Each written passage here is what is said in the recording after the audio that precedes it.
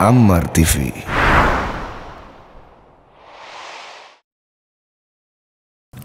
Innal hamdalillah nahmaduhu wa nasta'inuhu wa nastaghfiruhu wa natubu ilaihi wa na'udzu billahi min syururi anfusina wa min sayyiati a'malina.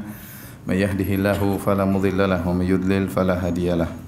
Wa asyhadu an la ilaha illallah wahdahu la syarika lah wa asyhadu anna Muhammadan abduhu wa rasuluhu la nabiyya ba'dah. Ya ayyuhalladzina amanu taqullaha haqqa tuqatih wa la tamutunna illa wa antum muslimun. Fa inna asdaqal hadithi kitabullah wa khairal huda huda Muhammadin sallallahu alaihi wasallam wa syarral umuri muhdatsatuha wa kullu muhdatsatin bid'ah wa kullu bid'atin dhalalah wa kullu dhalalatin finnar. Hadirin dan hadirat yang dirahmati oleh Allah Subhanahu wa taala, alhamdulillah puji dan syukur kita panjatkan kepada Allah Subhanahu wa taala yang dengan limpahan karunia dan nikmatnya kita bisa berkumpul di masjid yang mulia ini dalam rangka untuk menuntut ilmu. Semoga usaha kita, apa yang kita lakukan hari ini dicatat sebagai pemberat timbangan kebajikan kita di akhirat kelak. Salawat dan salam tercurahkan selalu kepada junjungan kita Nabi Muhammad sallallahu alaihi wasallam, juga kepada keluarganya serta seluruh sahabat beliau tanpa terkecuali. Pada kesempatan pagi hari ini kita akan membahas tentang faedah-faedah yang bisa diambil dari kisah wafatnya paman Nabi Abu Talib. Yang kisah wafatnya Abu Talib adalah kisah yang masyhur yang terdapat dalam hadis-hadis yang sahih, baik dalam Sahih Al-Bukhari, Sahih Muslim dan juga yang lainnya, dan juga masyhur dalam buku-buku sirah Nabi sallallahu alaihi wasallam. Dan wafatnya atau syakhsiyah atau kepribadian Abu Talib ini adalah perkara yang kontroversial antara ahlu sunnah dengan orang-orang Syiah. Orang-orang Syiah mereka menyatakan bahwasanya Abu Talib meninggal dalam keadaan Islam. Bahkan sebagian mereka seperti At-Tabatabai dalam tafsirnya mengatakan bahwasanya Abu Talib lebih berjasa daripada kaum Muhajirin dan kaum Ansar. Lebih afdal daripada kaum Muhajirin dan kaum Ansar. Apa rahasianya? Kenapa mereka berusaha untuk menyatakan Islamnya Abu Talib? Dalam rangka untuk mensucikan Bani Hashim, bahwasanya Abu Talib adalah paman Nabi sallallahu alaihi wasallam dan Abu Talib bapaknya Ali bin Abi Talib. Sehingga mereka ingin membersihkan bagian atasnya Ali, jangan sampai ayahnya Ali dalam kondisi apa? Kafir. Dan juga Abu Talib adalah dari keluarga Nabi sallallahu alaihi wasallam, sehingga mereka ingin menjaga kesucian keluarga Nabi sallallahu alaihi wasallam jangan sampai tercoreng sama sekali. Tetapi hadis-hadis yang sahih dalam literatur kaum muslimin bahwasanya Abu Talib meninggal dalam kondisi kafir. Adapun orang-orang Syiah yang berusaha menyatakan Islamnya Abu Talib, maka mereka mendatangkan riwayat-riwayat yang dusta. Tidak ada riwayat-riwayat yang sahih tentang Islamnya Abu Talib. Dan kenyataan menunjukkan bahwasanya Abu Talib meninggal dalam kondisi kafir. Seandainya Abu Talib masuk Islam, dan sudah mengakui kebenaran Nabi sallallahu alaihi wasallam Islam sejak awal, maka Abu Talib pasti akan dimusuhi oleh orang kafir Quraisy. Ternyata Abu Talib tidak dimusuhi oleh orang kafir Quraisy karena orang kafir Quraisy segan sama Abu Talib. Kenapa? Karena dia masih dalam kondisi apa? Kafir. Jadi orang Syiah berusaha mengislamkan atau menyatakan Islamnya Abu Talib. Bahkan sebagian mereka menyatakan Abu Talib lebih afdal daripada kaum Al-Muhajirin dan kaum Ansar. Dan ini pernyataan yang sangat berbahaya. Adapun menurut kita umat Islam, bahwasanya Abu Talib meninggal dalam kondisi kafir, dalam kondisi musyrik, dan ada hikmah-hikmah yang dipetik dari dibalik meninggalnya Abu Talib dalam kondisi musyrik. Oleh karenanya Ibnu Hajar rahimahullahu taala juga menukil dari Ibnu Taimiyah rahimahullahu taala. Jadi Ibnu Taimiyah punya buku yang masyhur membantah orang-orang Syiah yang judulnya Minhajus Sunnah An-Nabawiyah, yang dicetak sekarang 9 jilid. Di situ beliau membantah seorang Rafidhah dan bantahannya sangat indah dan sangat luar biasa ya. Buku yang sangat indah sehingga diringkas oleh Az-Zahabi rahimahullahu taala. Az-Zahabi ulama besar di mazhab Syafi'iyah meringkas buku Minhajus Sunnah Nabawiyah, dan sebagian perkataan Ibnu Taimiyah dinukil oleh Ibnu Hajar dalam Fathul Bari. Dinukil oleh Ibnu Hajar dalam Fathul Bari dalam masalah ini. Dalam masalah ini.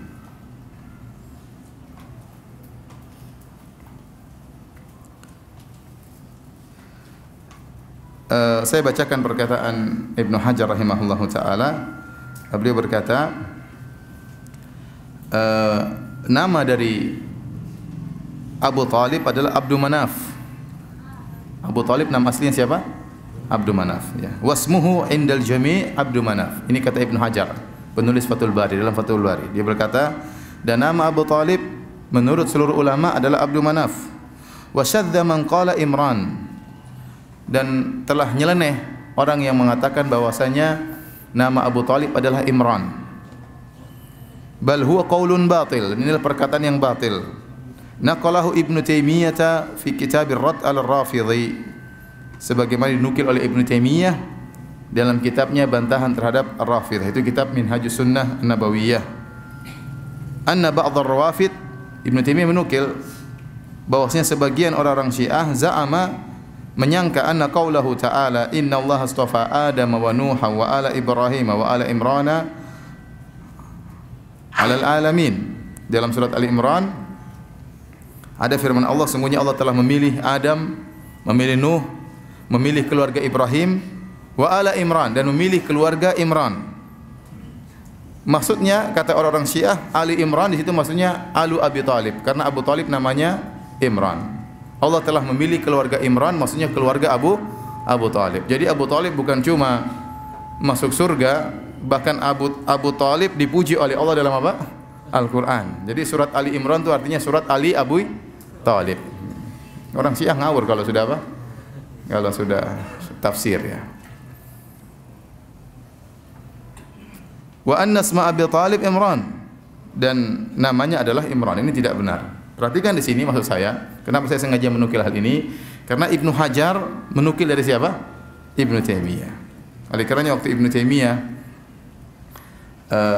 dikatakan sesat ya, bahkan ada yang mengatakan, barang siapa mengatakan Ibnu Taimiyah Syekhul Islam adalah kafir, maka dibantah oleh para ulama, di antaranya oleh Ibnu Nasiruddin Ad-Dimashqi dalam kitabnya Ar-Raddul Wafir, bantahan terhadap orang yang menyesatkan Ibnu Taimiyah, dan buku itu diberi mukaddimah oleh Ibnu Hajar, di mana Ibnu Hajar memuji Ibnu Taimiyah dengan pujian yang sangat indah.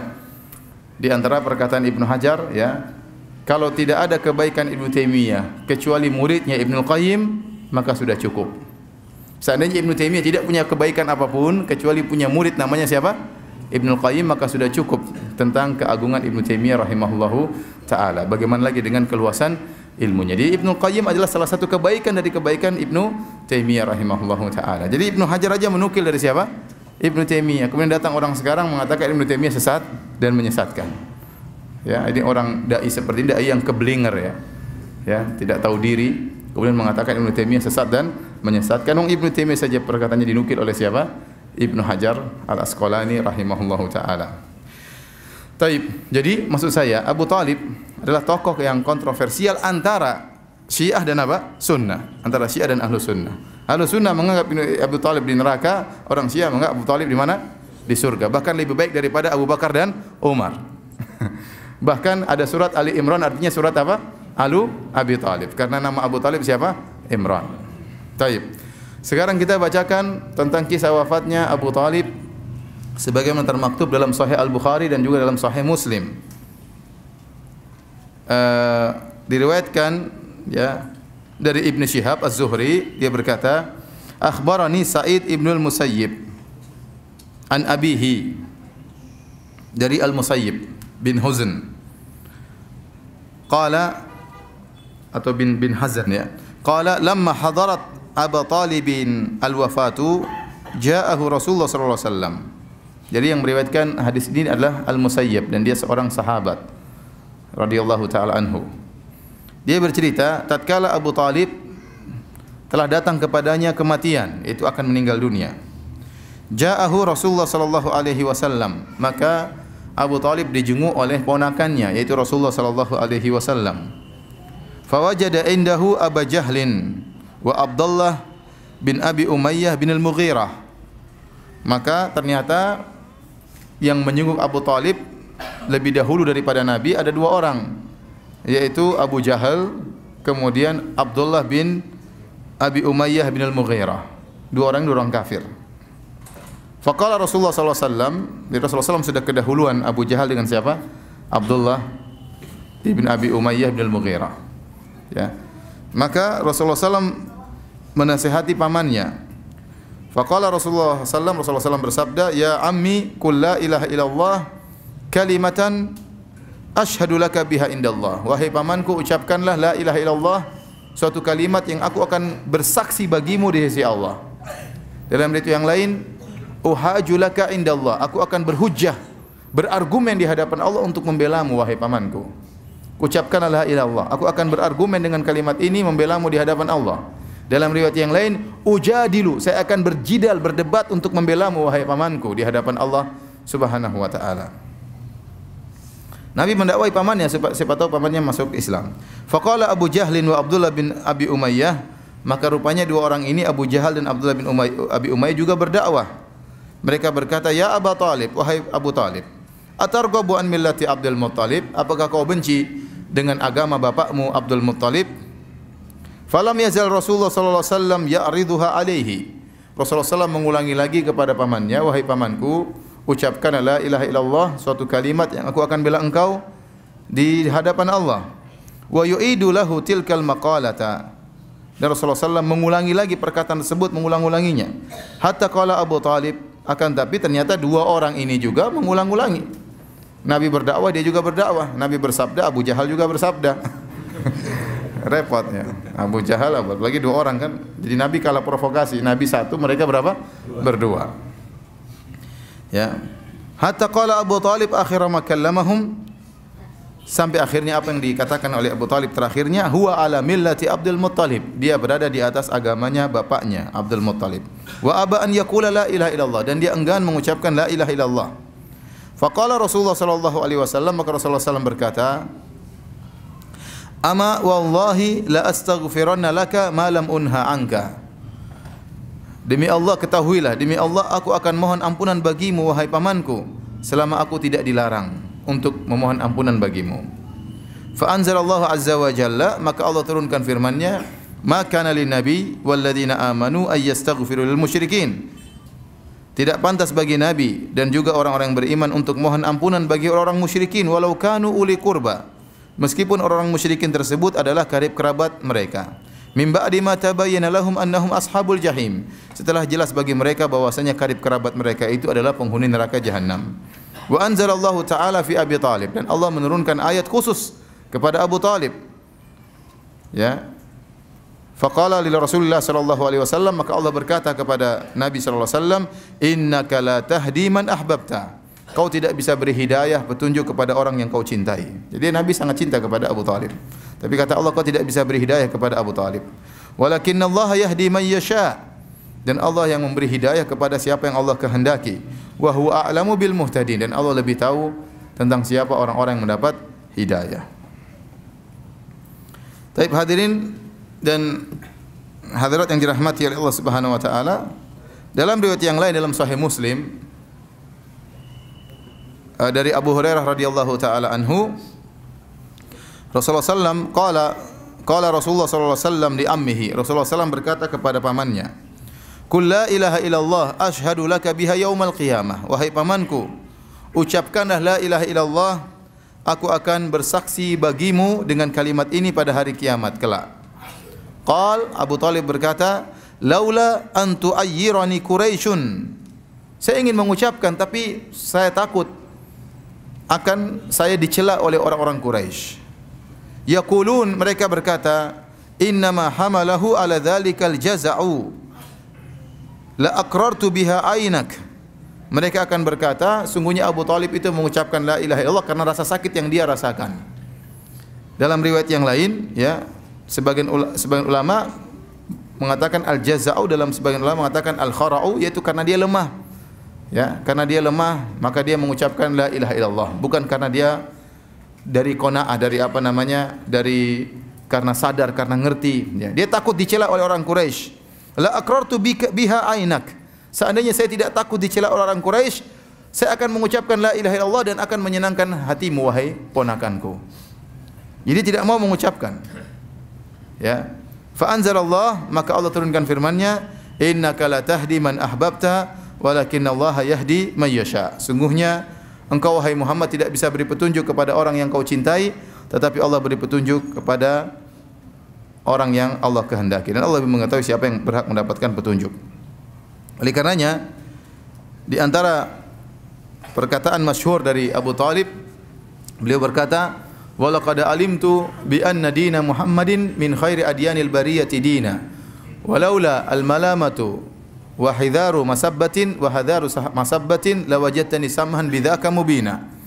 Kata beliau Abu Talib, sungguh aku telah mengetahui bahwasanya agamanya Muhammad adalah agama terbaik dari seluruh agama manusia. Jadi di Jazirah Arab ada berbagai macam agama, ada agama Yahudi, ada agama Nasrani, ada agama musyrikin penyembah berhala, ya. Ada penyembah bintang-bintang, ada penyembah malaikat, ya. Kata dia, saya telah mengetahui agama Muhammad ini adalah agama yang terbaik di antara agama-agama yang ada. Kalau bukan karena cercaan orang-orang Quraisy dan karena khawatir saya dicaci maki oleh mereka, la wajadtani samhan bidzaka mubina. Kau akan dapati aku akan menerima agama Islam dan akan terang-terangan mengatakan Islam, tapi saya takut dicerca. Akhirnya Abu Talib meninggal dalam kondisi musyrik. Oleh karenanya telah datang hadis-hadis menunjukkan Abu Talib disiksa oleh Allah Subhanahu wa taala. Ya. Di antaranya dalam hadis dari Abu Sa'id Al-Khudri radhiyallahu taala anhu, bahwasanya beliau mendengar Nabi sallallahu alaihi wasallam berkata tatkala disebutkan tentang pamannya Abu Talib, maka Rasulullah SAW berkata, la'allahu tanfa'uhu syafa'ati yaumal qiyamah fayuj'alu fi dhahdahin minan nar yablughu ka'baihi yaghli minhu dimaguhu. Kata Nabi, semoga syafaatku bermanfaat bagi pamanku pada hari kiamat kelak. Fayuj'alu fi dhahdahin minan nar, maka dia akan diletakkan di dhahdah minan nar. Dhahdah itu semacam percikan kalau orang melewati misalnya apa namanya kolam yang rendah, ya, dia melewati air yang apa namanya tidak dalam, ya, sehingga airnya cuma mengenai kakinya atau mengenai apa percikannya cuma mengenai mata kakinya, kedua mata kakinya. Maka Rasulullah SAW mengatakan yuj'alu fi dhahdahin minan nar, maka dia akan diletakkan di neraka tapi dengan api yang sedikit saja yang hanya mengenai kakinya. Ya bulughu ka'baihi, api tersebut paling maksimal hanya sampai di kedua mata kaki Abu Talib. Yaghli minhu dimaguhu, akan tapi api yang sedikit tersebut membuat otaknya mendidih, ya. Dan disebutkan dalam riwayat yang lain, ahwanu ahli nar adzaban Abu Talib, penghuni neraka jahanam yang paling ringan siksaannya adalah Abu Talib. Yang siksaan yang paling ringan tersebut hanyalah api yang mengenai kakinya, tapi ternyata membuat otaknya apa? Mendidih. Kemudian juga dalam hadis yang lain, Al-Abbas bin Abdul Muttalib radhiyallahu anhu, Al-Abbas pamannya Nabi sallallahu alaihi wasallam, saudaranya Abu Talib. Ya, Rasulullah SAW punya paman yang banyak, ya. Di antaranya Al-Abbas, di antaranya Hamzah. Ada 4 paman Nabi yang bertemu dengan Nabi waktu Nabi berdakwah. Di antaranya Al-Abbas dan Hamzah, Abu Lahab dan Abu Talib. Ini 4 paman Nabi sallallahu alaihi wasallam. 2 masuk Islam, 2 kafir. Yang masuk Islam Al-Abbas dan siapa? Hamzah. Hamzah meninggal dalam perang Uhud. Al-Abbas masih hidup setelah wafatnya Nabi sallallahu alaihi wasallam. Kemudian yang kafir Abu Lahab dan siapa? Abu Talib. 2 paman Nabi kafir, 2 paman Nabi masuk Islam. Subhanallah, paman Nabi yang kafir nama-namanya nama-nama musyrikin. Abu Lahab nama aslinya siapa? Abdul Uzza. Oleh karenanya Allah mengatakan tabbat yada Abi Lahab. Sebenarnya Allah mengatakan ini di antara kenapa Allah tidak menyebutkan nama Abu Lahab padahal namanya Abdul Uzza, karena Allah tidak ingin ada nama Abdul Uzza dalam Al-Qur'an. Ya, karena Abdul Uzza itu artinya hamba Al-Uzza. Bukan hamba Allah tapi hamba Al-Uzza, dan Al-Uzza adalah salah satu berhala yang disembah oleh orang kafir musyrikin. Maka Allah hanya menyebutkan kunyahnya Abu Lahab. Padahal namanya bukan Abu Lahab, namanya siapa? Abdul Uzza. Makanya tabbat yada Abi Lahab. Ya. Dan Abu Lahab adalah paman Nabi yang paling keras menentang dakwah Nabi sallallahu alaihi wasallam. Dia yang pertama mencela Nabi sallallahu alaihi wasallam waktu Nabi sallallahu alaihi wasallam mengumpulkan kaum musyrikin dan Nabi naik di atas bukit Safa. Kemudian Nabi sallallahu alaihi wasallam mengatakan, kalau saya mengatakan bahwasanya di balik gunung ini ada pasukan perang yang akan menyerang kalian, hal kuntum musaddiqiyya, apa kalian akan membenarkan aku? Kata kaum Quraisy, ma jarrabna alaika kadziban, kami tidak pernah tahu kau berdusta wahai Muhammad. Ma jarrabna alaika illa sidqan, yang kami tahu kau hanyalah orang yang jujur.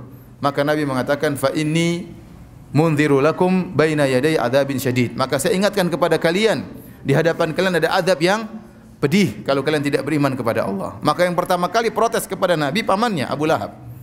Ya, dia mengatakan tabban laka ya Muhammad ali hadza jama'tana, celaka engkau wahai Muhammad, apakah karena ini kau kumpulkan kami? Maka turunlah firman Allah Subhanahu wa taala, tabbat yada Abi Lahab, celaka kedua tangan Abu Lahab. Jadi Abu Lahab ini paman Nabi, kurang ajar ya. Dia istrinya, anak-anaknya semua kurang ajar ya.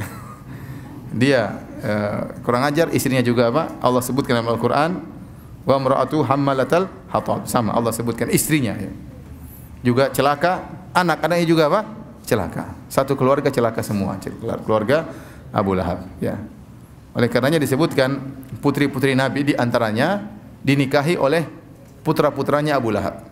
Putri-putri Nabi dinikahi oleh putra-putranya siapa? Abu Lahab. Dan ini sebelum Nabi mendakwahkan dirinya sebagai seorang nabi. Tatkala Nabi berdakwah dia adalah seorang nabi, maka Abu Lahab dan orang-orang Quraisy menyuruh putra-putranya Abu Lahab untuk menceraikan putri-putri Nabi, supaya Nabi dibuat sibuk dengan anak putri-putrinya yang sedih dicerai. Akhirnya diceraikan, di antaranya Ruqayyah dan Ummu Kalsum. Diceraikan. Padahal suami-suami mereka di antaranya adalah putra-putra siapa? Abu Lahab ya. Abu Lahab meninggal dalam kondisi kafir. Yang satunya lagi Abu Talib. Abu Talib juga namanya Abdu Manaf. Namanya siapa? Abdu Manaf. Dan juga bukan nama Islami, Abdu Manaf, hambanya Manaf. Ya, dan dia juga meninggal dalam kondisi kafir. Adapun paman Nabi yang masuk Islam adalah Al-Abbas dan Hamzah, nama-nama Islami. Oleh karenanya sebenarnya mengatakan nama itu punya pengaruh. Nama itu punya apa? Pengaruh. Dan ini bukan suatu kebetulan yang menakjubkan. Abu Talib dan Abu Lahab nama-namanya bukan nama-nama Islami dan mereka mati dalam kondisi musyrik dan kafir. Adapun Al-Abbas dan Hamzah nama-namanya Islami, maka mereka masuk Islam dengan hidayah dari Allah Subhanahu wa taala. Taib.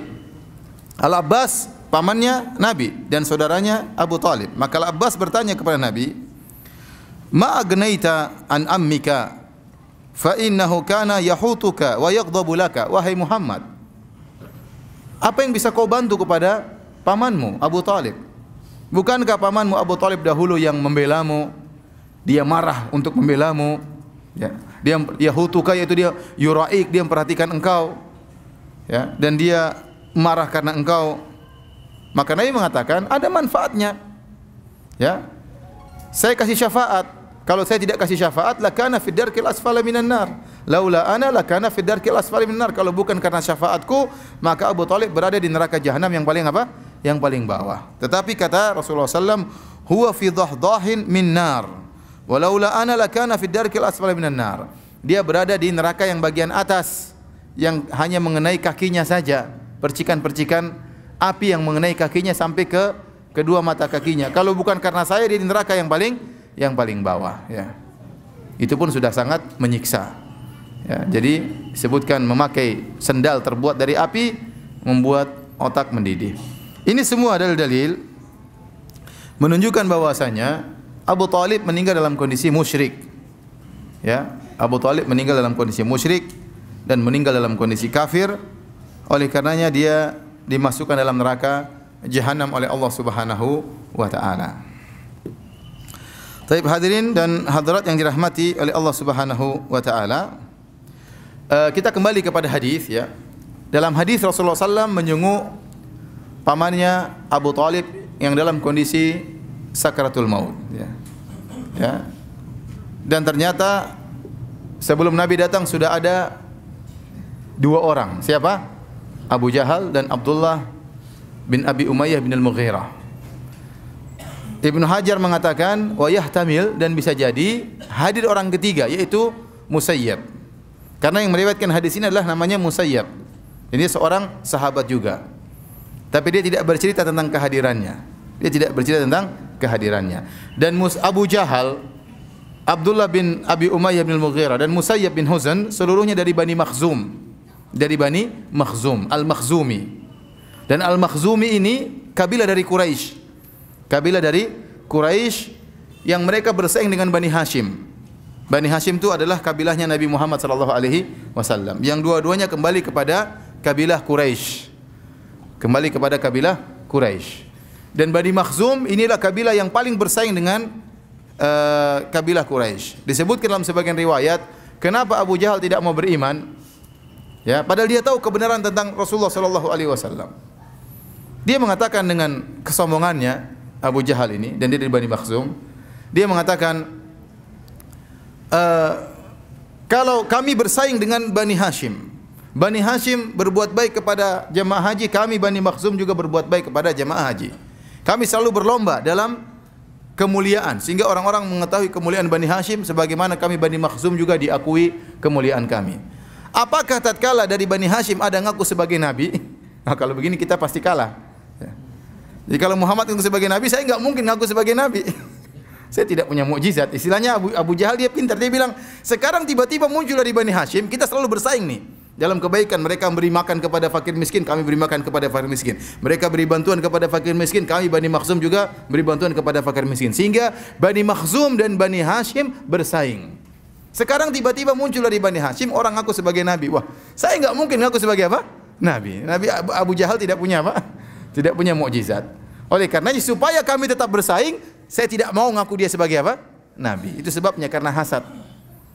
Jadi Abu Jahal tidak mau beriman kepada Nabi SAW karena apa? Karena hasad. Dan mereka sebaya antara Nabi SAW dengan Abu Jahal. Abu Jahal ini sebelum datang Rasulullah SAW mendakwakan Islam, dia dijuluki oleh kaumnya dengan Abul Hakam. Itu orang yang pemberi keputusan atau orang yang bijak, ya. Begitu dia tidak masuk Islam, digelari oleh dengan apa? Abu Jahal, si goblok. Abu Jahal namanya apa? Si goblok.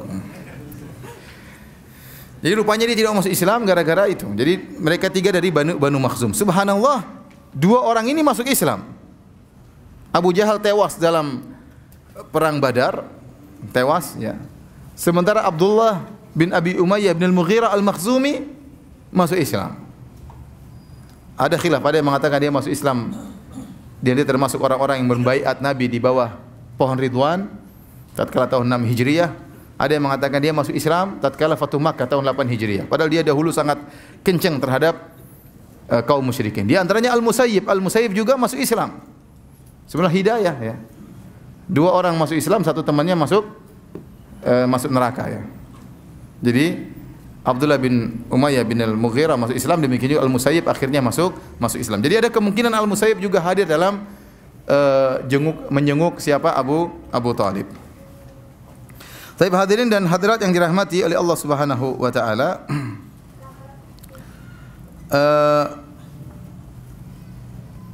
Nabi SAW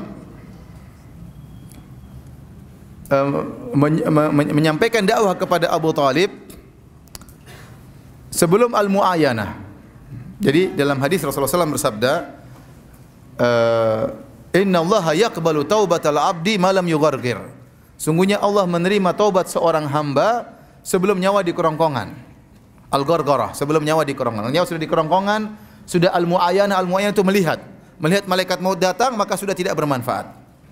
Tetapi kapan seorang kita bisa hukumi sudah dalam kondisi ghargharah, dalam kondisi nyawa sudah di kerongkongan dan sudah melihat malaikat, kita tidak tahu. Karena yang melihat malaikat cuma dia. Ya. Walakin la tubsirun, ya. Ya.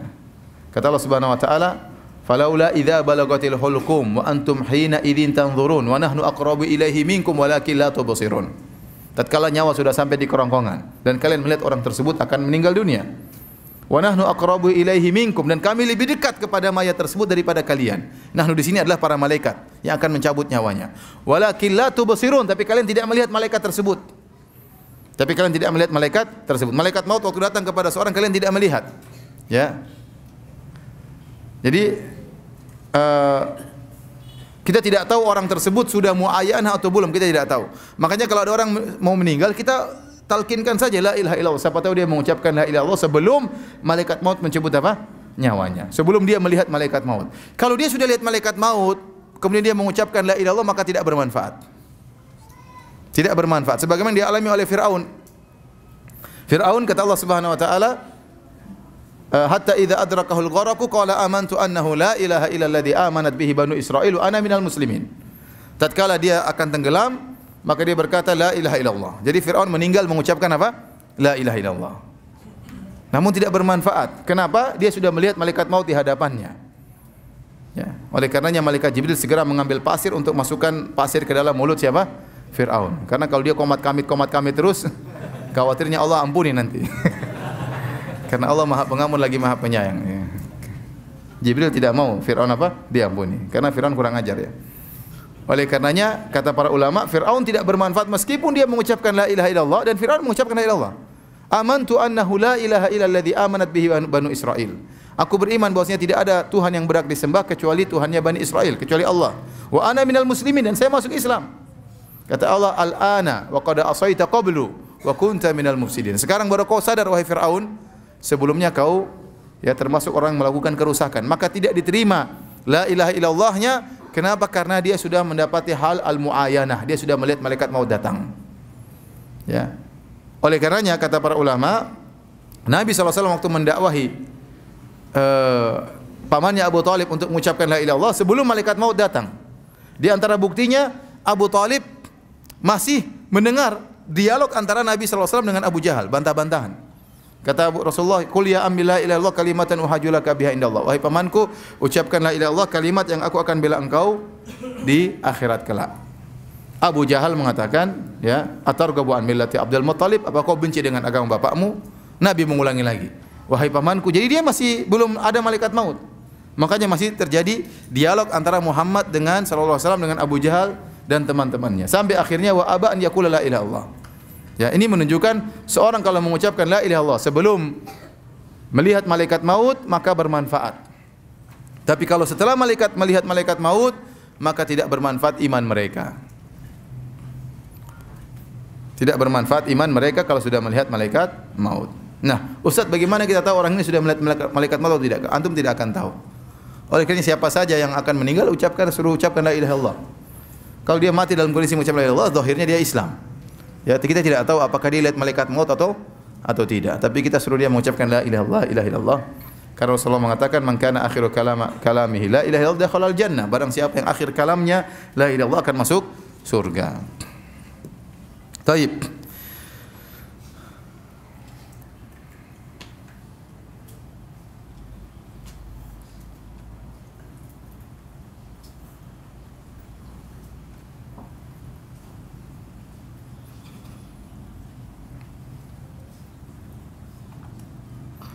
Hadirin hadirat yang dirahmati Allah Subhanahu wa taala,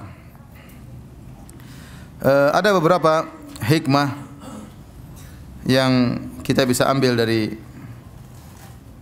kisah wafatnya Abu Talib, paman Nabi sallallahu alaihi wasallam. Yang pertama bahwasanya hidayah murni di tangan Allah Subhanahu wa taala. Hidayah ada dua. Kata para ulama, yang pertama namanya hidayah taufik, hidayatul irsyad. Yang pertama hidayatul irsyad, yaitu seorang memberi jalan, menunjukkan jalan kebenaran, menjelaskan tentang jalan kebenaran.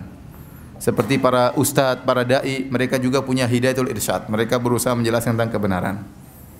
Dan yang paling top dalam hal ini adalah Nabi sallallahu alaihi wasallam. Kata Allah Subhanahu wa taala, "Wa innaka latahdi ila siratim mustaqim."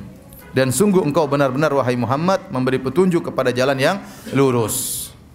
Yang paling afsah, yang paling lisannya fasih dalam menjelaskan kebenaran, yang paling ansah, yang paling memberi nasihat kepada umat dalam menyampaikan kebenaran, yang paling sabar, yang paling pintar Nabi sallallahu alaihi wasallam. Dalam masalah dakwah yang nomor satu Rasulullah sallallahu alaihi wasallam. Jadi Rasulullah SAW yang paling lembut kepada paman, yang paling berusaha menyampaikan kebenaran kepada pamannya, ya. Namun ternyata hidayatul taufik jenis kedua, hidayatul taufik itu seorang bisa menyambut hidayah tersebut, itu hanya hak Allah Subhanahu wa taala. Ya. Nabi hanya bisa memberi petunjuk, menjelaskan tentang jalan yang benar. Tapi yang membuat dia bisa menerima hidayah tersebut hanyalah Allah Subhanahu wa taala.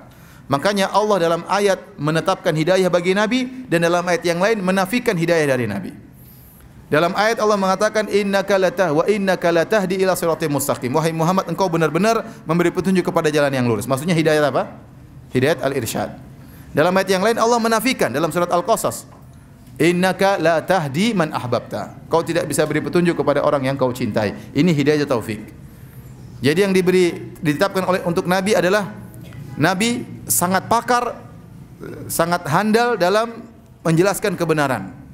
Tetapi hidayah taufik itu seorang bisa menerima kebenaran hanyalah di tangan Allah Subhanahu wa taala.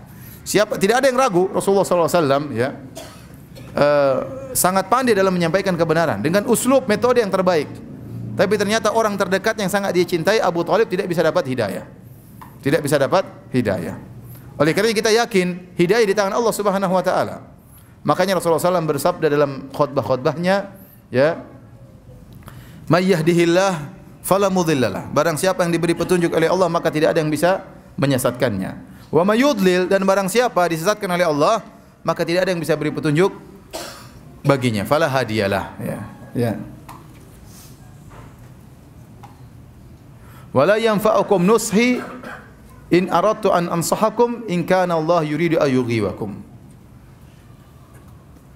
Kata Nabi Nuh alaihissalam kepada umatnya, tidak bermanfaatkah nasihatku. Nasihatku tidak akan bermanfaat bagi kalian. Kalau meskipun saya ingin beri nasihat kepada kalian, in kana Allah yuridu ayyughiwakum, kalau Allah ingin menyesatkan kalian, percuma, kata Nabi Nuh. Nabi Nuh berdakwah berapa tahun Nabi Nuh? 950 tahun. Alfa sanatin illa khamsina aman, 950 tahun. Dan dakwah Nabi Nuh luar biasa. Inni da'autu qaumi lailan wa nahara. Kata Nabi Nuh, aku mendakwahi kaumku siang dan malam. Walam yazidum du'ai illa firara. Semakin saya berdakwah mereka semakin kabur. Wa inni da'autum litaghfira lahum ja'alu asabi'ahum fi adhanihim wastaghshaw thiyabahum. Kalau saya dakwahi mereka, kata Nabi Nuh alaihi salam, mereka memasukkan jari-jari mereka di telinga mereka. Antum bayangkan, antum mau berdakwah, Ustaz mau dakwah, silakan Ustaz. Kurang ajar kok kaum Nabi Nuh ya. Nabi Nuh datang, mereka ambil kain tutup telinga mereka dengan kain tersebut. Tidak mau lihat Nabi Nuh. 950 tahun seperti itu. Ya. 950 tahun. Siang dan malam Nabi Nuh berdakwah. Wa asrartu lahum israra. Kemudian Nabi Nuh menggunakan metode dengan terang-terangan, dengan sembunyi-sembunyi. Semua metode digunakan 950 tahun. Tapi ternyata orang terdekatnya yang dia cintai tidak bisa dapat hidayah. Istrinya kafir, putranya juga apa? Kafir. Sampai di akhir lahzah, di akhir kesempatan, tatkala sudah turun hujan, kemudian air sudah keluar dari tanah, kemudian sudah ombak besar, Nabi Nuh masih mendakwahi putranya. Ya bunayyar kam ma'ana wala takum ma'al kafirin. Wahai putraku, naiklah ke atas kapal bersamaku. Jangan kau termasuk orang-orang yang kafir. Maka anaknya tetap aja ngeyel, ya. Dia mengatakan, aku akan sampai ke puncak gunung yang akan menyelamatkan aku. Akhirnya wahala bainahumal mauju fakana minal mughraqin. Akhirnya anaknya dibawa oleh ombak kemudian mati. Jadi anak yang paling dia cintai pun tidak bisa dapat hidayah. Mau saya hidayah benar-benar murni di tangan Allah Subhanahu wa taala. Ya. Tapi jangan salah paham, sebenarnya orang mengatakan, "Ustaz, istri saya suruh ngaji enggak mau." Hidayah di tangan Allah. Istrinya Nabi Nuh aja kafir. Istrinya Nabi Lut aja kafir, istri saya biarin. Enggak, bukan begitu ya. Antum jangan berdalil dengan Nabi Nuh. Nabi Nuh dakwanya berapa tahun? 950 tahun. Ente baru dakwah cuma sekali-sekali, kemudian bilang istri saya tidak dapat hidayah kayak istri Nabi Nuh. Ya. Ya, ente tidak sabar seperti Nabi Nuh alaihissalam. Ya, kecuali kalau ente sudah dakwah, sudah pelan-pelan, kemudian sudah kasih hadiah, tetap saja tidak mau ngaji, itu benar, itu hidayah di tangan Allah. Tapi baru sekali, kemudian sudah putus asa, itu enggak benar. Ya. Nabi Nuh tidak putus asa 950 tahun. Baru kemudian Allah turunkan apa? Azab kepada mereka. Ini bukan kesabaran tingkat rendah. Ini kesabaran tingkat tinggi, super sabar 950 tahun. Dengan model audiens yang kurang ajar ya. Saya bisa bayangkan tadi. Ya, silakan. Nuh mau berdakwah silakan. Innal hamdalillah itu diginiin orang gimana, enggak enak. Paling tidak enak. Saya bisa bayangkan beratnya Nabi Nuh alaihissalam.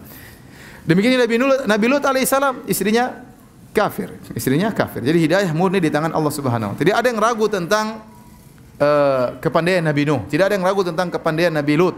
Tidak ada yang ragu tentang hikmahnya Nabi Muhammad dalam berdakwah. Tapi ternyata paman yang sangat dia cintai tidak bisa masuk Islam. Dan Rasulullah SAW sangat cinta kepada pamannya. Sampai Allah sebutkan, innaka la tahdi man ahbabta. Kau tidak bisa beri petunjuk kepada orang yang kau cintai. Kenapa? Karena Abu Talib ini jasanya besar kepada Nabi SAW. Jadi Abdul Muttalib kakek Nabi. Ya, Nabi SAW namanya Muhammad bin Abdullah bin Abdul Muttalib. Kemudian bin Hashim, bin Abdi Manaf, bin Qusay bin Kilab dan seterusnya. Ya, Nabi Muhammad SAW punya kakek namanya Abdul Muttalib. Abdul Muttalib punya beberapa istri. Dari istri-istrinya kemudian lahir anak-anak laki-laki. Ya. Kalau nggak salah ada 10 anak ya. Kemudian di antaranya yang satu istri adalah Abdullah dan Abu Talib. Hamzah dan Abbas dari ibu-ibu yang lain. Paham? Dari istri-istri yang lain. Jadi Abdul Muttalib kakek Nabi punya beberapa istri. Di antara istrinya punya anak 2, yaitu Abdullah sama siapa? Abu Talib. Jadi Abu Talib ini adalah saudara kandung satu bapak dan satu ibu dengan Abu Talib.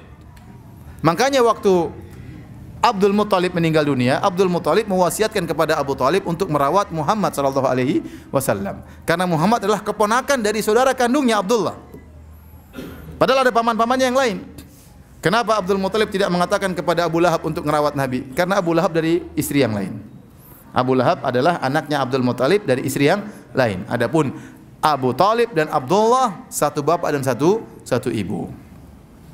Oleh karenanya waktu umur 8 tahun Abdul Muttalib meninggal, kakeknya Nabi, maka kemudian dirawat oleh siapa? Nabi dirawat oleh Abu Talib.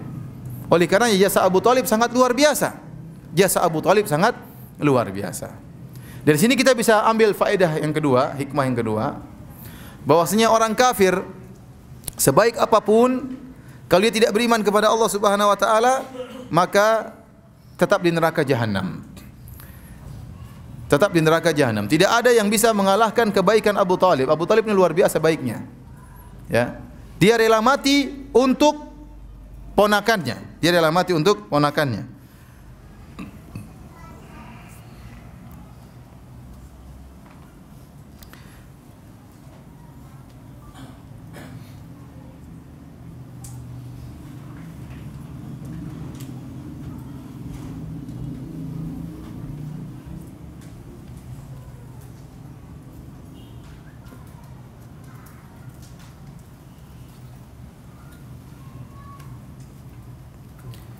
Intinya ada perkataannya dari dinukil oleh Ibnu Hajar ya, Abu Talib intinya mengatakan mereka tidak akan bisa mengganggumu wahai ponakanku sampai aku dikubur.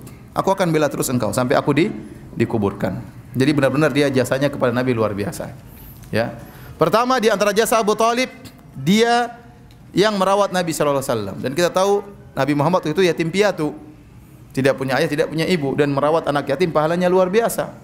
Ya kata Rasulullah sallam, as-sa'i fil armalah wal aitam kal mujahid fi sabilillah.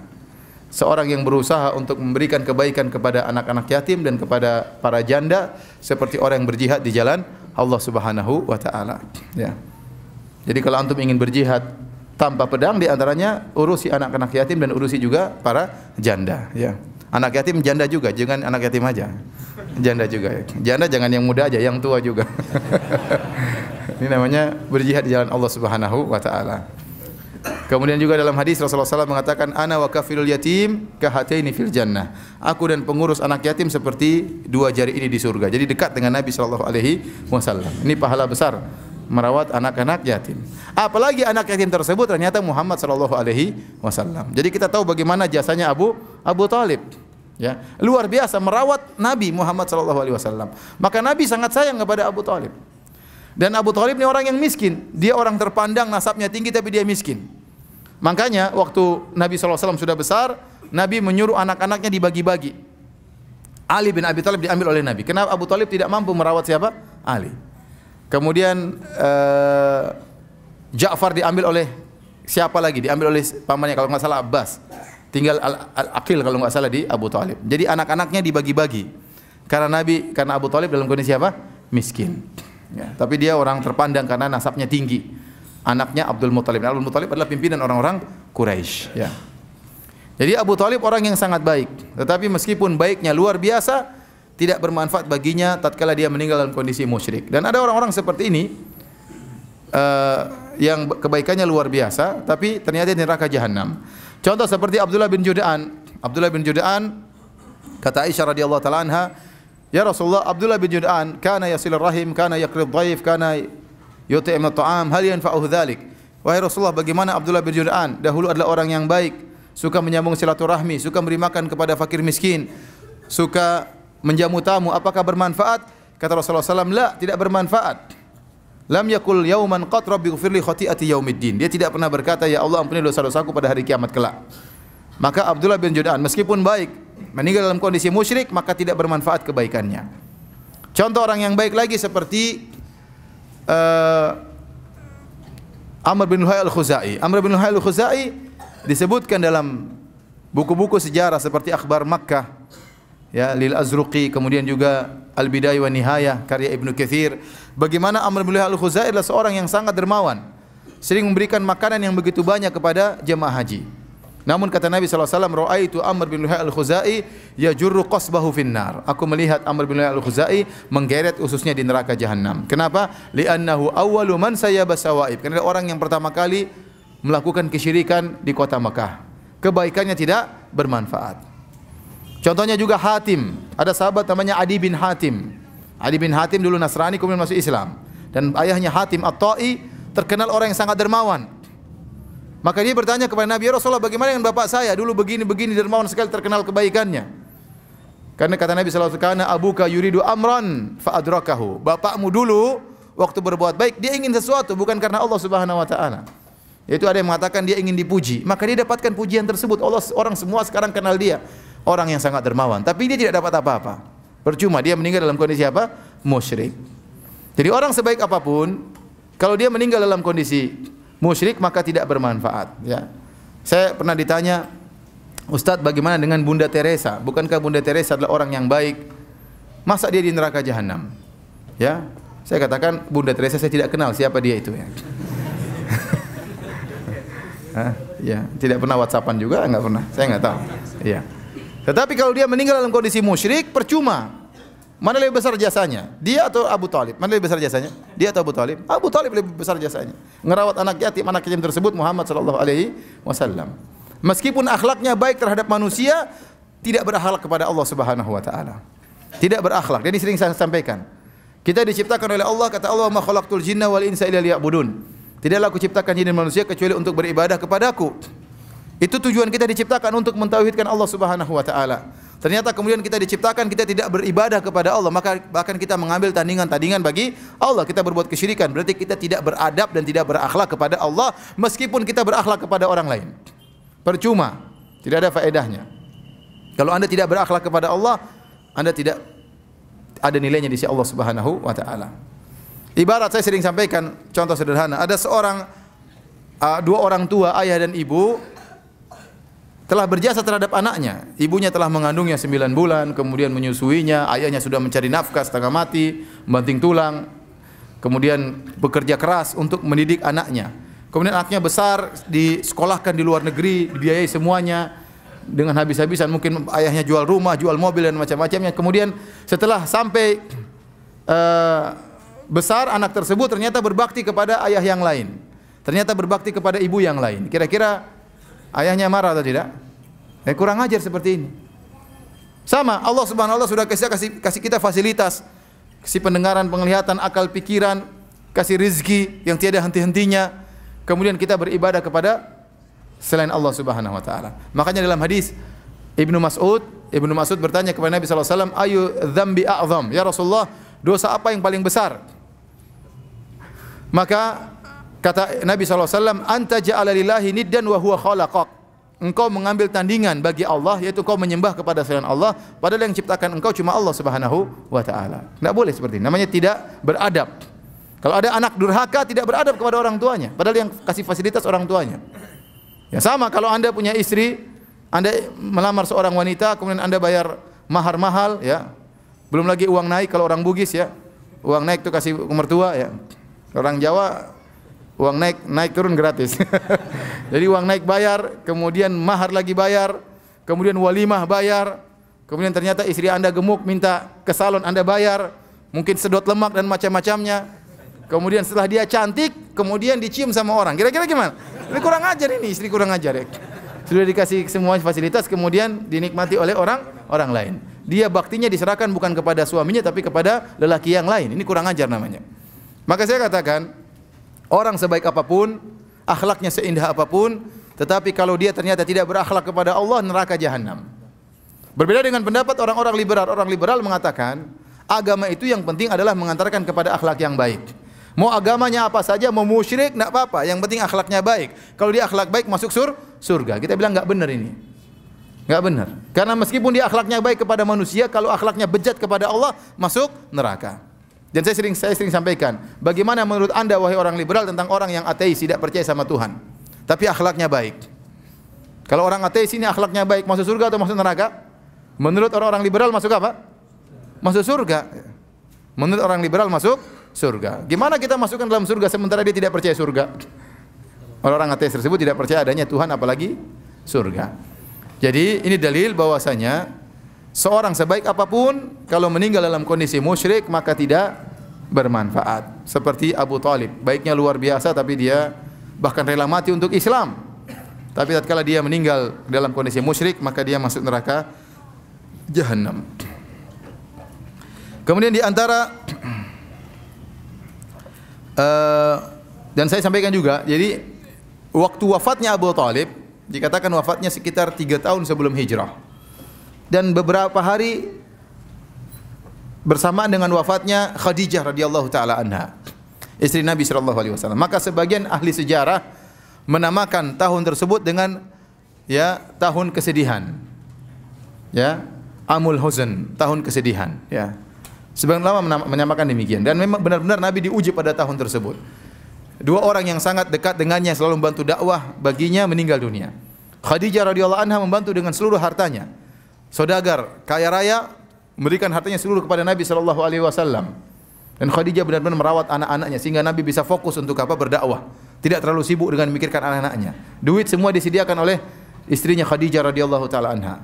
Ya, kalau pulang maka disambut oleh Khadijah radhiyallahu taala anha. Kalau Nabi SAW dalam kondisi sedih, maka yang menemani kesedihannya, yang menasihati Nabi adalah Khadijah radhiyallahu taala anha. Istri yang sangat dia cintai tersebut akhirnya meninggal dunia. Bersamaan dalam beberapa hari juga meninggal Abu Talib yang selama ini membela dia. Tidak ada yang berani mengganggu Nabi waktu Abu Talib hidup. Karena kalau ada yang berani ganggu Nabi, ingin melukai Nabi, melempar pasir atau segalanya, akan berhadapan dengan siapa? Abu Talib. Dan mereka segan dengan Abu Talib. Karena Abu Talib adalah paman Nabi yang nasabnya sangat tinggi. Anaknya pimpinan orang-orang Quraisy, anaknya Abdul Muttalib. Namun tatkala Abu Talib meninggal dunia, mulailah mereka berani memaki Nabi, berani menyakiti Nabi sallallahu alaihi wasallam. Makanya tahun tersebut disebut oleh sebagian ahli sejarah dengan Amul Huzn, yaitu tahun kesedihan. Taib, hadirin dan hadirat yang dirahmati Allah Subhanahu wa taala, di antara faedah yang kita bisa ambil dari kisah ini, ya,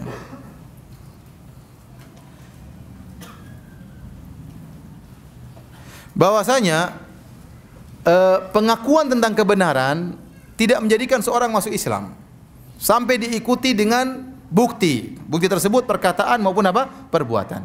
Abu Talib meyakini kebenaran ajaran Nabi Muhammad dan dia sudah menyebutkan dalam syair-syairnya. Ya. Dan dia mengatakan, "Walau qad alimtu bi anna dina Muhammadin min khairi adyanil bariyati dina." Sungguh aku telah tahu bahwasanya agama Muhammad adalah agama yang terbaik di antara agama-agama masyarakat.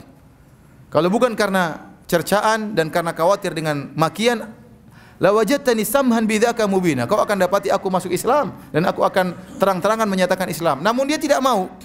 Dia tidak mau menyatakan Islam. Jadi meyakini kebenaran Islam tidak membuat seorang masuk Islam. Oleh karena tidak benar perkataan sebagian orang Murji'ah, seperti orang Jahmiyah yang mengatakan bahwasanya Islam iman adalah ma'rifah, mengenal kebenaran. Belum tentu. Betapa banyak orang mengenal kebenaran namun tidak masuk Islam. Contohnya siapa? Contohnya Abu Talib. Contohnya siapa? Contohnya adalah Heraklius. Heraklius waktu didakwahi oleh Nabi sallallahu alaihi wasallam, dikirim surat, dia tahu tentang kebenaran Rasulullah sallallahu alaihi wasallam. Sampai dia mengatakan dalam Sahih Bukhari, dia mengatakan, kalau apa yang kau katakan wahai Abu Sufyan tentang Muhammad itu benar, saya memiliki maudhi'a qadamayya hataini. Maka Muhammad itu akan menguasai tempat singgasanaku ini, tempat kedua kakiku ini. Dia akan menguasai singgasanaku. Kalau saya mampu, saya akan mendatangi dia. Saya akan bersimpuh di hadapannya. Intinya Heraklius mengakui kebenaran Rasulullah sallallahu alaihi wasallam, tetapi dia tidak mau masuk Islam. Kenapa? Dia tidak ingin ditinggal oleh rakyatnya. Dia tidak ingin jatuh kekuasaannya. Makanya di akhir hayatnya dia kumpulkan rakyatnya setelah dia mendengar tentang Nabi sallallahu alaihi wasallam, dia yakin Nabi di atas kebenaran. Kemudian dia surati temannya juga adalah pendeta juga yang pintar. Dia, bagaimana menurut kamu? Kata pendetanya, benar, itu Muhammad yang kita tunggu-tunggu. Nabi akhir nabi yang terakhir yang kita tunggu-tunggu. Akhirnya dia kumpulkan rakyatnya, dia mengatakan, wahai rakyatku, apa kalian ingin kerajaan kalian tetap jaya? Kalau kalian ingin kerajaan kalian tetap jaya, maka berimanlah kepada Nabi ini. Ternyata rakyatnya semua berontak, ingin kabur. Kata dia, enggak, balik. Saya cuma ngetes keimanan kalian. Ya. Ternyata iman kalian kokoh. Ya. Kenapa? Dia takut ditinggalkan oleh rakyatnya. Akhirnya tidak bisa masuk Islam. Bahkan tatkala dalam perang Tabuk, dalam perang Mu'tah, dia mengirim pasukan untuk melawan pasukan Rasulullah sallallahu alaihi wasallam. Maksud saya, mengetahui kebenaran. Banyak orang kafir mengetahui Islam itu benar, tapi tidak mau masuk Islam. Maka barang siapa yang hanya mengetahui kebenaran Islam namun tidak mengucapkan la ilaha illallah Muhammadur Rasulullah, maka percuma. Abu Talib mengenal Islam tapi tidak mau masuk Islam. Tahu kebenaran tapi tidak mau masuk Islam. Kemudian di antara faedah yang bisa kita ambil dari kisah ini, yaitu tentang bahayanya berpegang teguh dengan tradisi leluhur. Tradisi leluhur. Abu Talib kenapa tidak mau masuk Islam? Karena ada satu penghalang yang sangat berat, yaitu takut dicerca oleh kaumnya. Takut dikatakan dia telah meninggalkan tradisi kaumnya. Dan ini diketahui oleh Abu Jahal. Abu Jahal tahu di antara senjata yang paling ampuh untuk menjadikan Abu Talib tetap di atas kemusyrikan, diingatkan tentang tradisi leluhur. Makanya waktu Nabi berdakwah, qul ya ammi la ilaha illallah kalimatan uhajjulaka biha indallah. Wahai pamanku, ucapkan la ilaha illallah, satu kalimat yang aku akan berargumen di hadapan Allah untuk bela engkau. Abu Jahal satu aja perkataannya, atarghabu an millati Abdul Muthalib. Abu Jahal tidak banyak omong, cuma satu aja, apakah kau benci dengan agama nenek moyangmu? Itu aja. Apakah kau benci dengan agama bapakmu? Itu aja. Dia tidak mau dicela.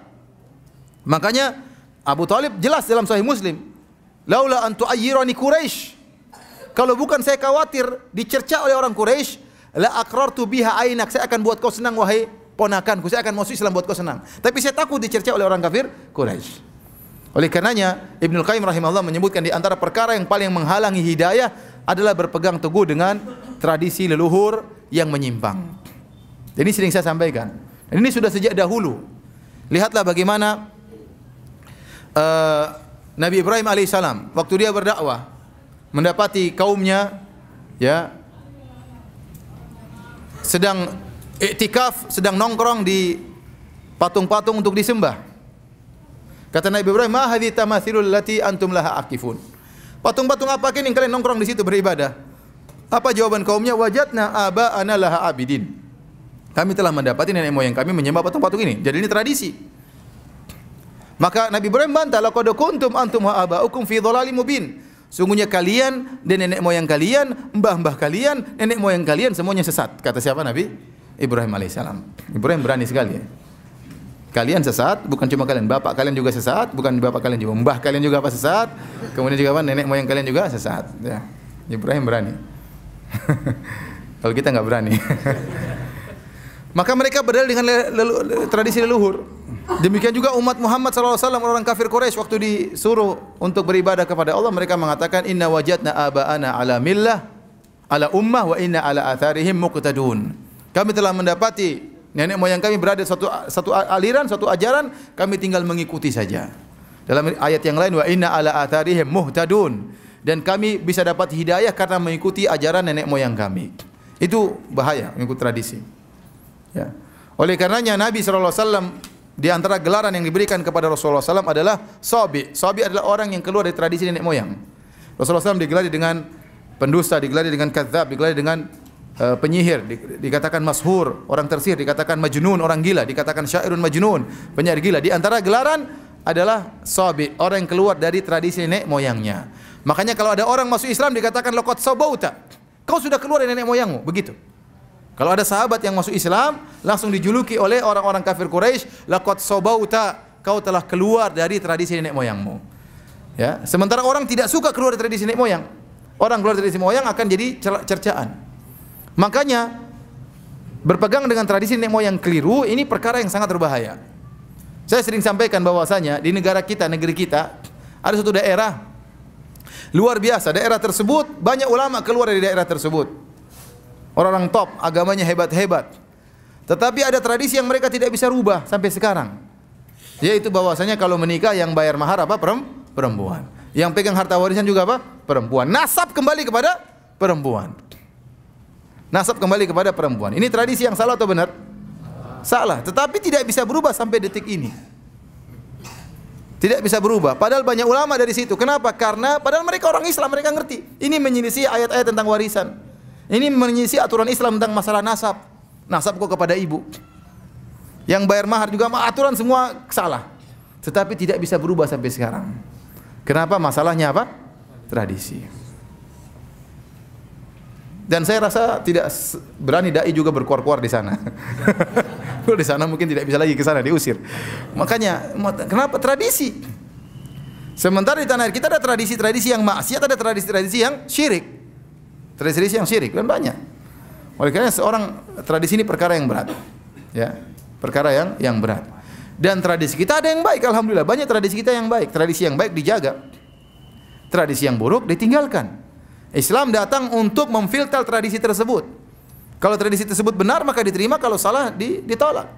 Makanya Rasulullah SAW bersabda dalam hadisnya, "Innama bu'itsu liutammima makarimal akhlak." Sungguhnya aku diutus untuk memperbaiki, untuk menyempurnakan akhlak yang mulia. Kata para ulama, kenapa? Karena orang-orang Quraisy tradisi mereka ada yang baik. Tradisi mereka ada akhlak yang baik. Seperti apa? Mereka suka menjamu tamu, mereka jujur, berkorban demi sahabat. Ini tradisinya orang-orang kafir tatkala itu. Nabi disuruh untuk menyempurnakan tradisi itu. Jadi tradisi yang baik dijaga, tradisi yang buruk ditolak. Ya. Itulah fungsi dari syariat, ya. Bukan sebaliknya, tradisi memfilter Islam. Lihat dulu Islamnya, cocok nggak dengan Nusantara?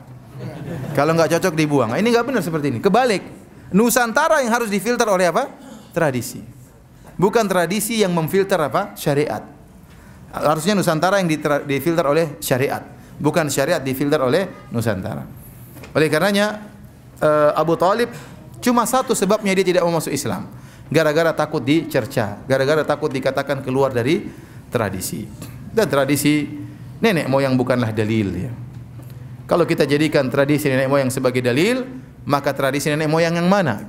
Orang Bugis punya nenek moyang, orang Jawa juga punya nenek moyang, orang Batak juga punya nenek moyang, orang Padang juga punya nenek moyang. Terus nenek moyang siapa mau dijadikan dalil? Antum-antum juga kelak jadi nenek moyang. Orang Arab juga punya nenek moyang. Ya, gara-gara ini Abu Thalib tidak mau masuk Islam gara-gara bertahan dengan tradisi. Kemudian di antara faedah yang bisa kita ambil para hadirin dan hadirat yang dirahmati oleh Allah Subhanahu wa taala, larangan untuk mohon ampunan bagi orang-orang yang meninggal dalam kondisi musyrik. Abu Thalib meninggal dalam kondisi apa? Musyrik. Ya, sebelumnya ada faedah yang lain. Saya ingin menyampaikan bahwasanya tidak semua keturunan Nabi maksum. Pasti juga selamat dari dosa-dosa. Yang maksum cuma nabinya, paham? Cuma nabi yang maksum. Adapun keturunannya belum tentu. Keturunannya belum tentu. Para anbiya, para nabi, mereka maksumin, terjaga dari kesalahan. Kalau salah mereka ditegur oleh Allah Subhanahu wa taala. Tetapi keturunannya tidak mesti maksum. Taib. Di antara dalilnya ini disampaikan oleh Syaukani rahimahullah dalam tafsirnya. Al-Imam Syaukani berkata, contoh Nabi Ibrahim alaihissalam. Nabi Ibrahim alaihissalam punya dua anak yang menjadi nabi, Ishak dan siapa? Ismail. Ishak dan Ismail. Ternyata tidak semua keturunan Ishak orang soleh dan tidak semua keturunan Ismail orang soleh. Di antara keturunan Ishak adalah Yakub. Di antara keturunan Yakub adalah orang-orang Yahudi. Orang Yahudi apakah semuanya soleh? Sampai sekarang bajingan-bajingan orang Yahudi. Paham? Mereka itu keturunan Nabi. Mereka itu Habib-Habib versi Nabi Yakub. Paham? Bani Israel itu keturunan Nabi atau bukan? Keturunan Nabi. Karena Yakub punya anak 12. Dari 12 tersebut ada keturunan Bani Israel. Seluruh Bani Israel kembali kepada anak-anaknya siapa? Yakub. Berarti mereka Habib-Habib bukan? Habib-Habib versi Nabi Yakub, versi Yahudi. Ternyata ada keturunan Nabi yang tidak maksum. Contoh juga Nabi Ismail. Nabi Ismail alaihissalam Nabi atau bukan? Nabi. Di antara keturunan Nabi Ismail adalah Quraisy. Di antara orang Quraisy Abu Jahal. Paham? Abu Jahal, Abu Lahab, itu semua orang Quraisy. Apakah mereka maksum keturunannya? Tidak. Makanya saya katakan di antara keturunan Nabi tidak maksum. Yang maksum cuma siapa? Nabinya. Jangan kita terperangkap dengan orang Syiah. Orang Syiah mereka meyakini bahwasanya imam 12 semuanya maksum. Kita bilang yang maksum cuma Nabi SAW. Makanya yang dijadikan berdalil dalam syariat hanyalah hadis-hadis Nabi. Karena yang maksum cuma siapa? Nabi. Fatimah tidak maksum, Ali tidak maksum. Yang maksum cuma Nabi SAW. Nah, mereka punya keyakinan, kata mereka tidak, keturunan Nabi maksum, di antaranya imam 12. Tatkala imam 12 ini maksum, makanya sumber hukum mereka bukan cuma hadis Nabi, tapi juga hadis imam-imam. Repot. Jadi agama ini belum sempurna, imam 12 belum muncul. Imam 12 nanti muncul tatkala keluar Dajjal, kata mereka. Imam 12 sudah sembunyi waktu umur masih 5 tahun, sembunyi dalam gua Sirdab sekitar tahun 250-an Hijriah. Sampai sekarang belum nongol. Sudah berapa tahun? Sudah 1200 tahun belum nongol. Jadi umurnya lebih tua daripada Nabi Nuh alaihissalam. Ngapain tidak nongol-nongol ya? Saatnya sekarang nongol harusnya. Ya. Taib. Jadi mereka meyakini yang maksum bukan cuma Nabi, yang maksum adalah orang-orang imam-imam. Sebagian mereka mengatakan bukan cuma imam, keturunan imam juga maksum. Kita ini keturunan Nabi apa? Pasti masuk surga dan macam-macamnya. Sebagian mereka demikian. Oleh karenanya akidah ini juga diadopsi oleh sebagian orang sufi dengan mengatakan kalau ada orang yang sudah mencapai tingkatan hakikat, sudah wali itu harus maksum, kata mereka. Di antara syarat wali harus apa? Maksum, tidak boleh salah. Ini mereka praktekkan. Jadi kalau ada wali gila, wali sinting, dikatakan apa? Maksum. Kamu saja yang tidak paham, katanya. Iya. Ada wali begini, wali telanjang, wali minum bir, katanya itu dia maksum. Ya, dia tidak mungkin salah. Wali enggak boleh salah. Kalau wali bilang langit itu merah, saya akan mengatakan langit itu apa? Merah. Ini syubhatnya dari orang Syiah. Padahal kita tahu bahwasanya keturunan Nabi tidak semuanya apa? Maksum. Buktinya keturunan Nabi Ishak, Nabi Yakub, keturunannya ada orang Yahudi yang brengsek dan bangsat, dan keturunan Nabi Ismail juga ada yang menjadi Abu Jahal dan Abu Lahab. Paham? Di antaranya Abu Talib. Abu Talib juga keturunan Nabi Ismail. Bahkan satu keluarga, satu rumpun dengan Nabi Muhammad SAW. Dari sini kita tahu bahwasanya keturunan Nabi tidak semuanya maksum. Oleh karena kita ketahui Habib-Habib pun demikian. Ada Habib-Habib yang sunnah, ada Habib yang Syiah. Ada Habib-Habib yang apa? Syiah. Ya. Padahal semuanya kontradiktif. Ada Habib yang Sufi. Ya. Oleh karenanya ada Habib-Habib, contohnya mereka kontradiksi. Contohnya sebagian Habib-Habib mengatakan Maulid boleh, sebagian Habib bikin tanda tangan Maulid haram. Coba. Yang kita ikuti Habib yang mana? Berarti Habib tidak apa? Maksum. Maka yang kita ikuti dalil. Yang kita ikuti super Habibnya itu Rasulullah SAW. Itu yang kita ikuti. Ali bin Abi Thalib pernah berkata, "Ala aba'athuka ala ma ba'athin Rasulullah SAW." Sahih Muslim. Kata Ali bin Abi Thalib kepada Abul Hayyaj, "Wahai Abul Hayyaj, maka aku tugaskan engkau sebagaimana saya pernah ditugaskan oleh Nabi." Apa tugasnya? "Allah tada' timthalan illa tamastahu." Jangan kau biarkan ada patung kecuali kau hancurkan. "Wala qabran musyrifan illa sawaitahu." Jangan kau biarkan ada kuburan yang tinggi kecuali kau ratakan. Jangan kau biarkan ada kuburan yang tinggi kecuali kau apa? Ratakan. Sebagian Habib malah meninggikan apa? kuburan. Sekarang kita ikuti Habib sekarang atau Habib Ali bin Abi Thalib? Atau Habib Muhammad sallallahu alaihi wasallam? Habib Muhammad sallallahu alaihi wasallam pernah menyuruh Habib Ali bin Abi Thalib untuk meratakan apa? Kuburan. Sekarang sebagian Habib malah memelihara apa? Kuburan ditinggikan. Maka saya katakan, ya, keturunan Nabi harus kita hormati. Rasulullah SAW mengatakan, "Udzakirukumullah fi ahli baiti." Aku ingatkan kalian untuk menghargai, untuk menghormati keturunanku. Tetapi kalau keturunan Nabi SAW melakukan kesalahan, kita harus tegur. Tidak boleh kita biarkan. Dan mereka tidak maksum. Mereka tidak apa? Maksum. Contohnya Abu Thalib, keturunan Nabi siapa? Ismail. Tidak maksum. Taib. Faedah berikutnya, larangan untuk memohon ampunan bagi orang musyrikin. Dalam Sahih Bukhari dan Sahih Muslim, maka turunlah firman Allah Subhanahu wa taala, "Innaka ma kana lin-nabi wal ladzina amanu ayastaghfirul musyrikin walau kanu uli qurba min ba'di ma tabayyana lahum annahum ashabul jahim." Tidak pantas bagi nabi, tidak boleh bagi seorang nabi dan juga orang yang beriman untuk mohon ampunan bagi orang musyrikin setelah jelas bahwasanya mereka penghuni neraka jahanam meskipun mereka adalah karib kerabat. Nabi dilarang untuk mohon ampunan bagi Abu Thalib. Nabi dilarang mohon ampunan bagi Abu Thalib karena dia musyrik. Dan ayat ini juga, ya, turun kepada Nabi sallallahu alaihi wasallam tatkala Nabi ingin mohon ampunan bagi ibunya. Sebagian dijelaskan oleh Al-Hafidz Ibnu Hajar rahimahullahu taala dalam Fathul Bari.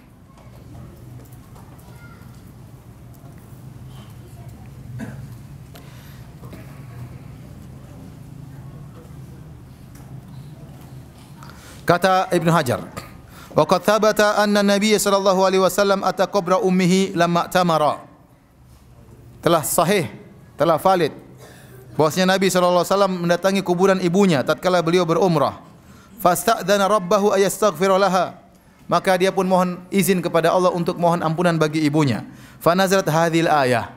Maka turunlah ayat ini, larangan. Maka lin nabi walladzina amanu ayastaghfirul musyrikin walau kanu uli qurba. Tidak boleh bagi nabi dan orang-orang beriman untuk mohon ampunan bagi orang-orang musyrikin meskipun mereka adalah karib kerabat mereka. Hadis tersebut yang diisyaratkan oleh Ibnu Hajar terdapat dalam Sahih Muslim. Saya bacakan, ya. Dari Abu Hurairah radhiyallahu taala anhu, qala zara an-nabiy sallallahu alaihi wasallam qabra ummihi.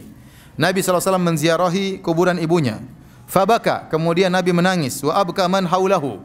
Kemudian Nabi membuat para sahabat juga menangis tatkala itu. Faqala, kemudian Rasulullah SAW berkata, ista'dzantu rabbi fi an yastaghfira laha, an astaghfira laha. Aku mohon izin kepada Allah untuk memohon ampunan bagi ibuku. Falam yu'dzan li, dan tidak diizinkan bagiku.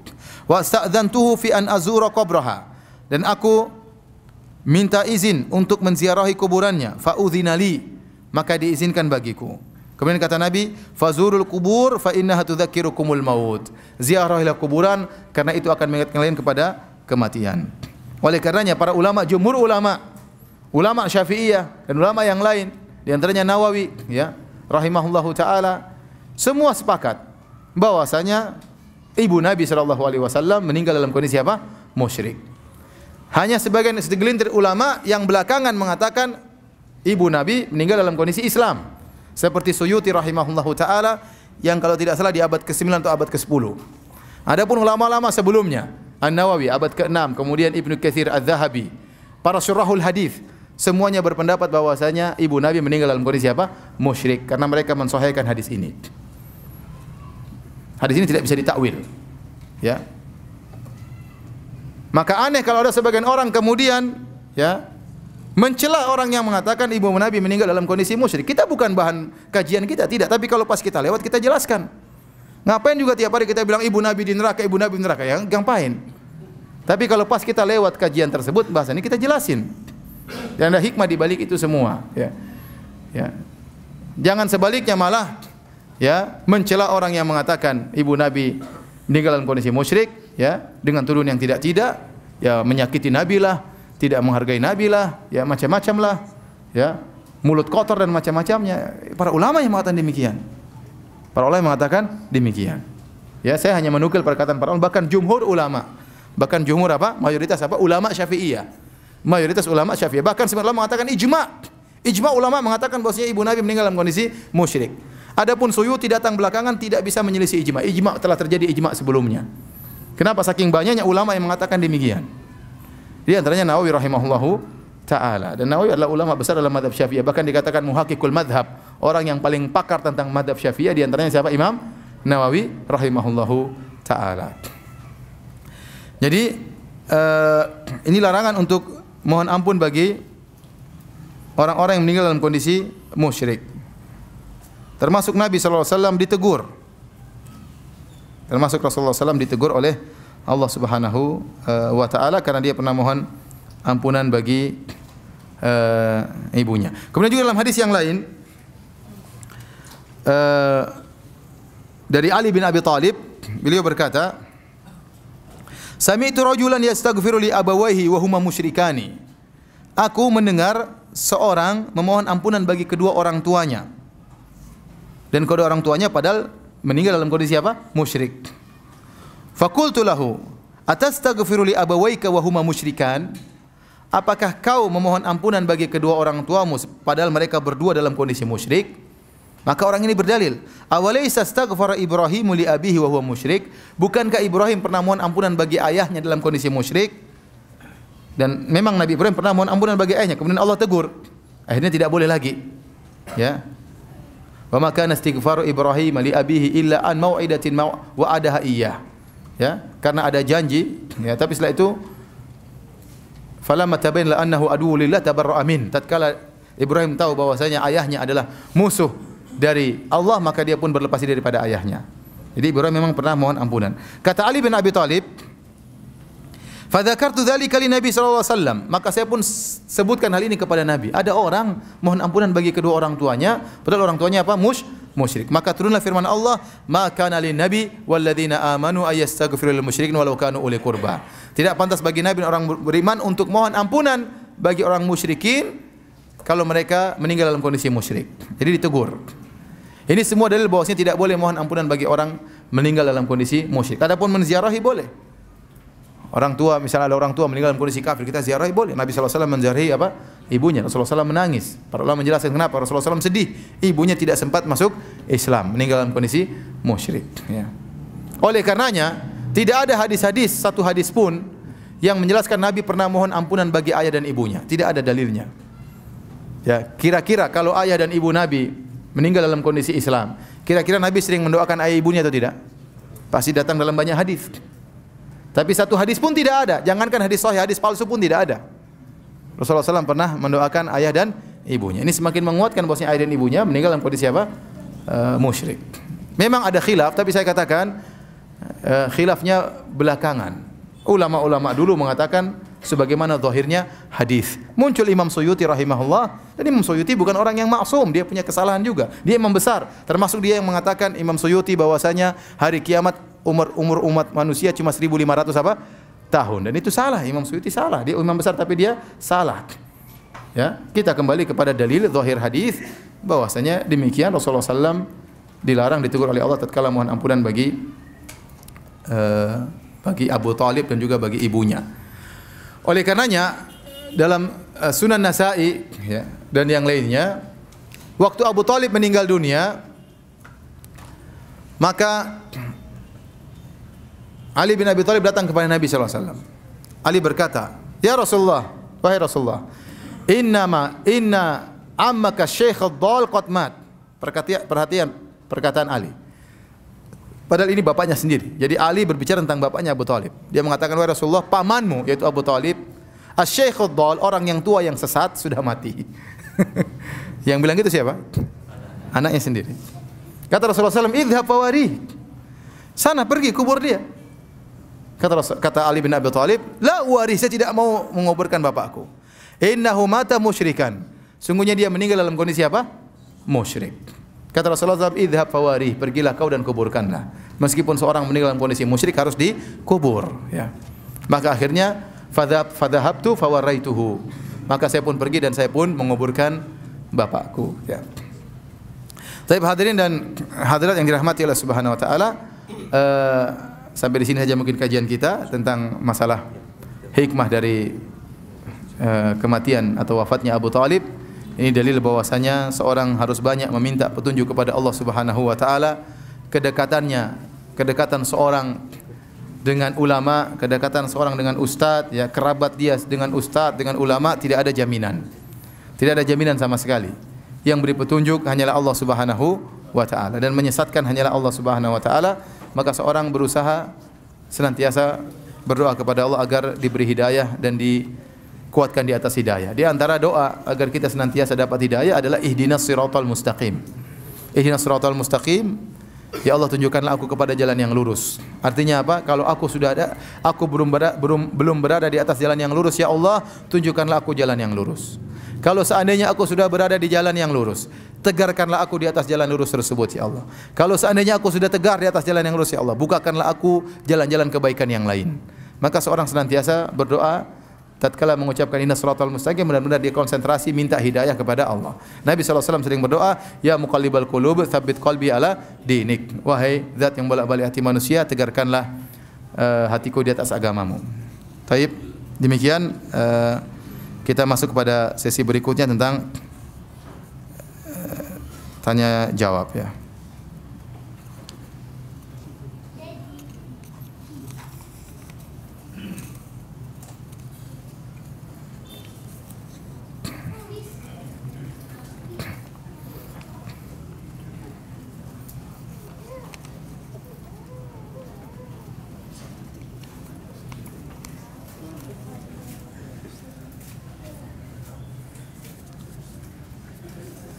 Ustaz, bukankah kita dilarang memilih orang kafir sebagai teman dekat atau pelindung atau pemimpin? Lalu bagaimana dengan Abu Talib yang selalu setia mendukung Nabi dan melindungi Nabi sallallahu alaihi wasallam?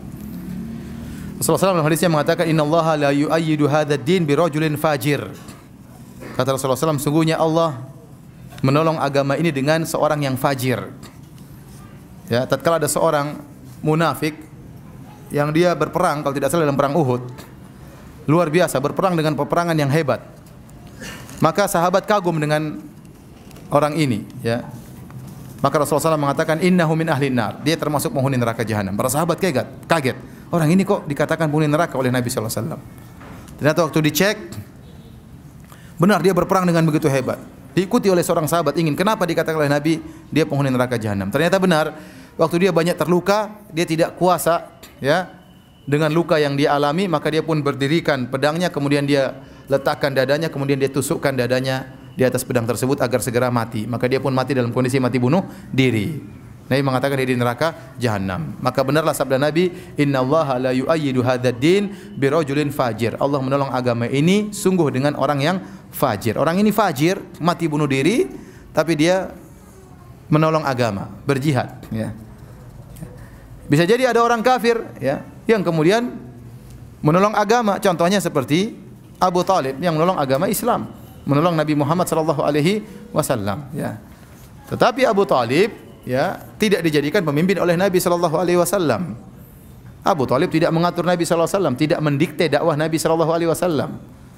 Bahkan kalau Abu Talib berusaha mendikte, Nabi tidak terima diktean siapa? Abu Talib, ya. Kalau orang kafir punya sesuatu, orang kafir punya aspirasi, maka akan disampaikan melalui Abu Talib kepada Nabi sallallahu alaihi wasallam. Tapi Nabi tolak, ya. Ya.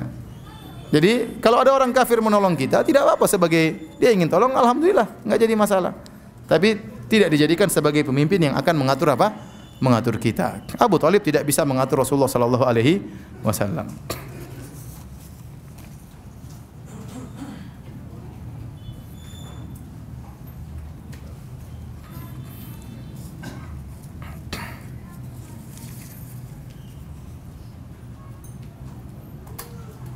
Ustaz, kalau kita masuk surga di sana kan ada bidadari. Bagaimana dengan istri-istri kita? Apakah disediakan seperti bidadara? Enggak usah bidadara, kan ada ente. Ngapain ente cari bidadara buat istri? Ente aja yang jadi bidadaranya. Ini apa? Perhatian sama istrinya.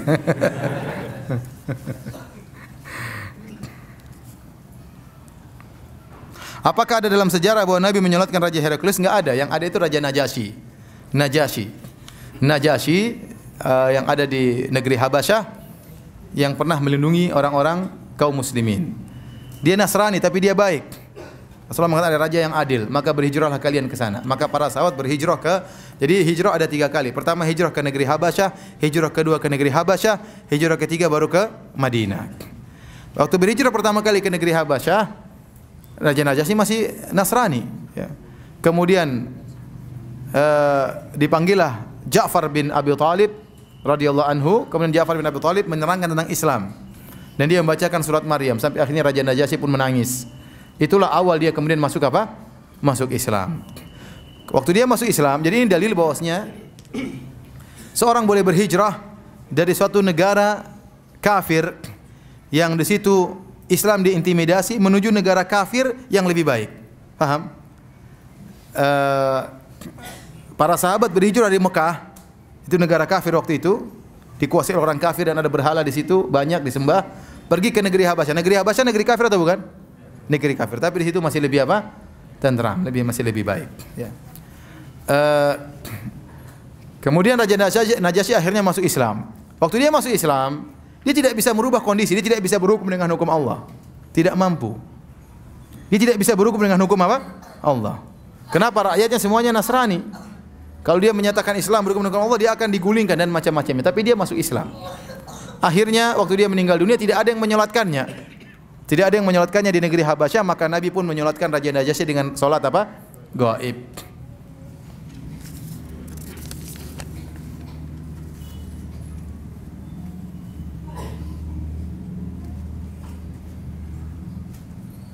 Apabila seorang menghuni neraka jahanam, apakah bisa masuk surga? Iya, kalau dia seorang Islam, tidak batal la ilaha illallahnya, suatu hari dia pasti masuk apa?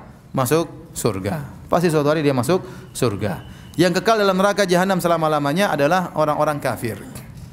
Berbeda dengan pendapat Khawarij dan pendapatnya orang-orang Mu'tazilah. Kalau orang Khawarij mengatakan pelaku dosa besar kafir, di dunia kafir, di neraka jahanam kekal selama-lamanya. Orang-orang Mu'tazilah mengatakan pelaku dosa besar, berzina, pemakan riba, ya. Mereka itu fi manzilah baina manzilatain, berada di suatu kondisi di antara dua kondisi. Bukan muslim, bukan juga kafir. Di mana? Di tengah-tengah. Bukan muslim, bukan kafir, bukan. Terus apa? Di tengah-tengah. Terus di neraka kekal, sama saja. Di neraka juga kekal. Ya. Adapun ahlu sunnah, selama dia masih muslim, selama dia tidak batal la ilaha illallahnya, kalau masuk neraka, suatu saat dicuci, kemudian suatu saat akan masuk surga.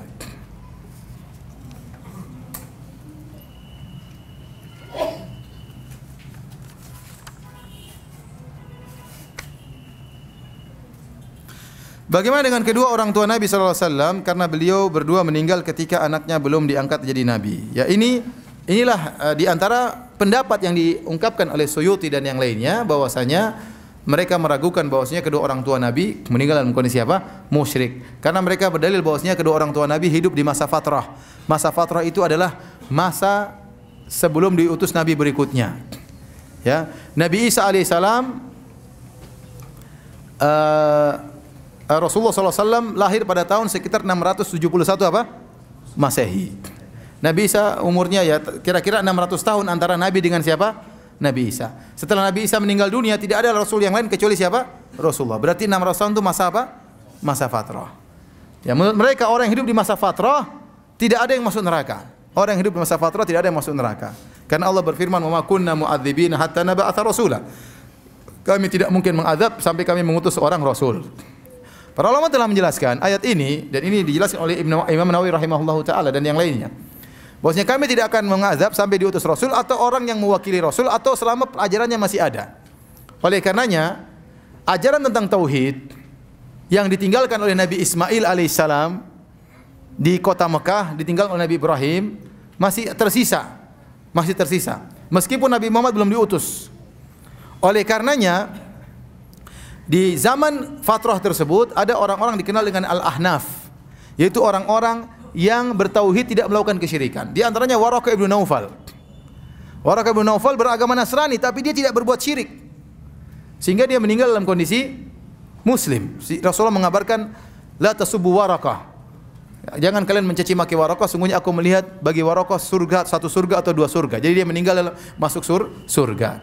Ya, sebaliknya ada orang-orang yang divonis oleh Nabi dalam neraka jahanam meskipun di masa fatrah. Contohnya siapa? Contohnya Amr bin Luhai al-Khuzai. Kata kata Rasulullah SAW, aku melihat Amr bin Luhai al-Khuzai di neraka jahanam. Sahih Bukhari ini. Kenapa? Aku melihat dia menggeret ususnya di neraka jahanam. Kenapa? Dia yang pertama kali bawa kesyirikan ke kota Mekah. Dia yang pertama kali mengkeramatkan onta-onta. Li'annahu awwalu man sayyaba sawaib.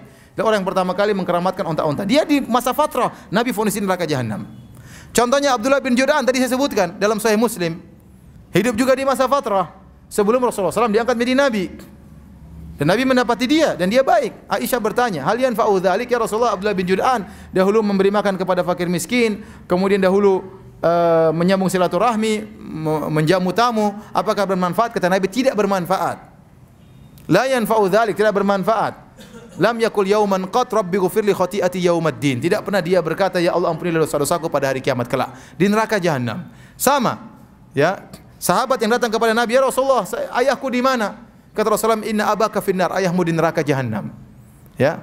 Sama. Bapaknya juga di masa jahiliyah. Ya, belum mendapati Nabi SAW diangkat sebagai seorang Rasul. Jadi banyak orang-orang seperti tadi Hatim At-Ta'i. Ya, anaknya bertanya, ya Rasulullah, ayahku bagaimana? Dulu sering bersedekah, sering dermawan. Kata Rasulullah SAW, tidak bermanfaat. Karena abuka yaf'alu dzalik, yuridu syai'an fa adrakahu. Ayahmu dahulu melakukan demikian karena ingin sesuatu, ingin dipuji dan dia mendapatkannya. Ternyata ada orang-orang yang divonis oleh Nabi dalam hadis-hadis yang sahih Bukhari dan yang lainnya, dan mereka hidup di masa fatrah divonis oleh Nabi masuk neraka jahanam. Menunjukkan sebenarnya masih ada sisa agama tauhid. Dan di antara orang-orang divonis oleh Allah Subhanahu wa taala meninggal dalam kondisi musyrik, di antaranya ibunya Nabi dan ayahnya Nabi sallallahu alaihi wasallam. Saya pun ingin ayah dan ibu Nabi di surga, saya juga ingin.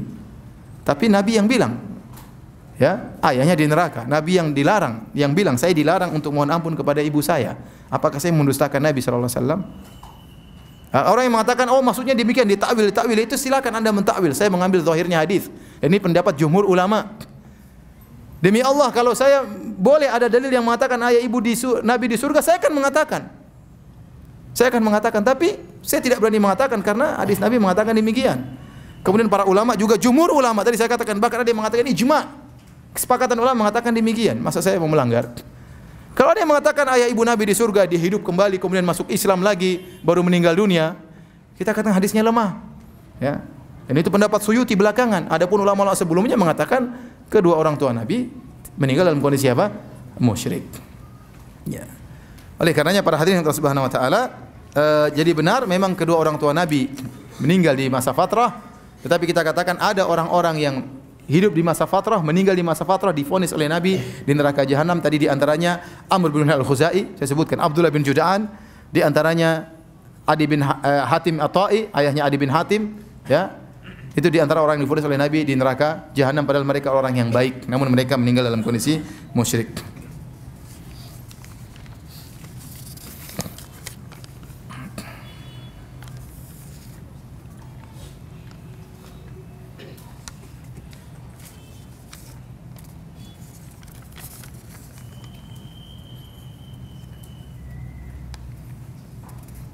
Bagaimana kalau ada parpol Islam tapi malah mendukung pasangan calon yang kafir? Dinasihati.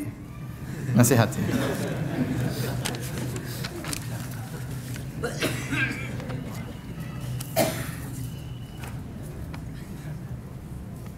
Apakah hidayah hanya bisa ditunggu sementara ada yang bilang hidayah harus dijemput? Bagaimana pandangan Islam terhadap itu? Seorang berusaha, ya. Seorang berusaha untuk mencari kebenaran. Seorang berusaha meminta hidayah kepada Allah Subhanahu wa taala, ya. Kata Allah Subhanahu wa taala, "Walladzina jahadu fina lanahdiyannahum subulana wa innallaha lama'al muhsinin." Orang-orang yang berusaha untuk menempuh jalan-jalan kami akan bukakan jalan-jalan kami. Jadi seorang berusaha, ya, seorang berusaha. Ya, menunggu hidayah di rumah saja, yang kalau mau dapat hidayah ngaji, ikut pengajian, ya. Kalau bersalah beristighfar, bertobat kepada Allah, itu namanya cari hidayah. Ya, tapi kalau di rumah saja enggak mau ikut ngaji, kemudian tunggu hidayah, hidayah ke neraka jahanam kalau begitu. Ya, harus berusaha gimana? Orang yang berusaha aja kadang-kadang tidak dapat hidayah, apalagi yang tidak berusaha.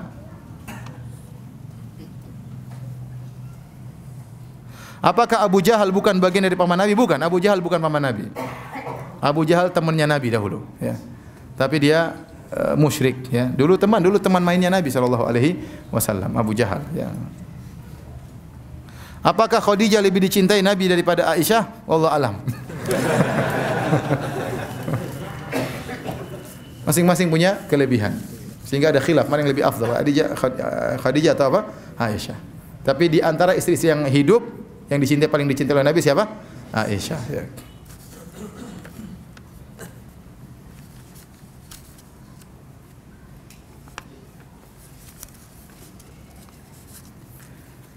Bagaimana cara mengingatkan suami dan orang tua yang masih malas belajar agama?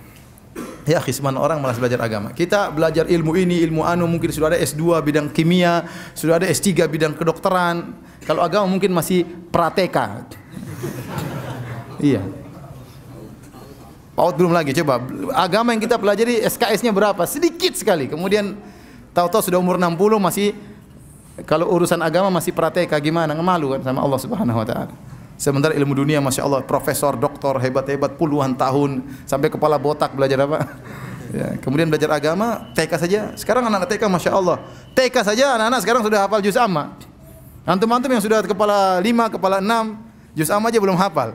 Ya, berarti kan saya bilang prateka tadi, benar enggak? Ya, terus kapan belajar agama? Kita keburu meninggal dunia. Ya. Kapan belajar agama? Belajar semampunya. Saya juga tidak harus semuanya jadi ustaz, tidak. Tapi harus ada semangat untuk belajar agama. Barang siapa yang semangat belajar agama, maka itu tanda kebaikan. Kata Nabi SAW, ya apa namanya, man yuridillahu bi khairan yufaqihu fid din. Barang siapa yang Allah kehendaki kebaikan baginya, Allah akan buat dia faqih tentang agama. Ya pelan-pelan kita ajak orang tua, ya bilang ayah, kalau menurut hitungan ayah ini masih prateka. Tapi dengan cara yang bagus. Gimana caranya? Jangan bilang begitu, jangan vulgar, ya pelan-pelan, belok kanan, belok kiri. Intinya masih TK dalam masalah agama.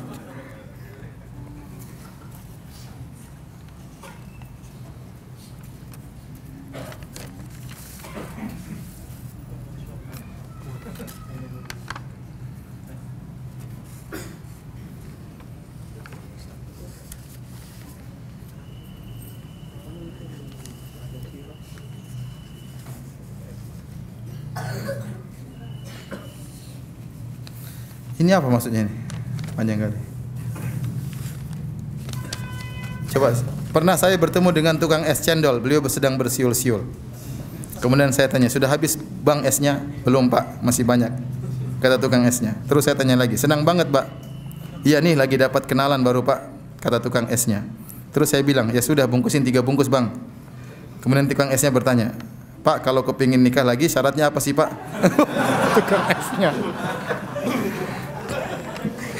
Terus saya jawab, ya istri yang pertama harus tahu dan menyaksikan akad nikahnya. Kemudian tukang esnya berkata, oh gitu pak ya, kecil. Syaratnya kecil katanya. Terus dalam hati saya berkata, tukang es cendol saja berani nikah lagi, masa saya tidak? Pertanyaan, bagaimana kalau niat ingin menikah lagi tapi dengan dasar tidak mau kalah dengan tukang es cendol?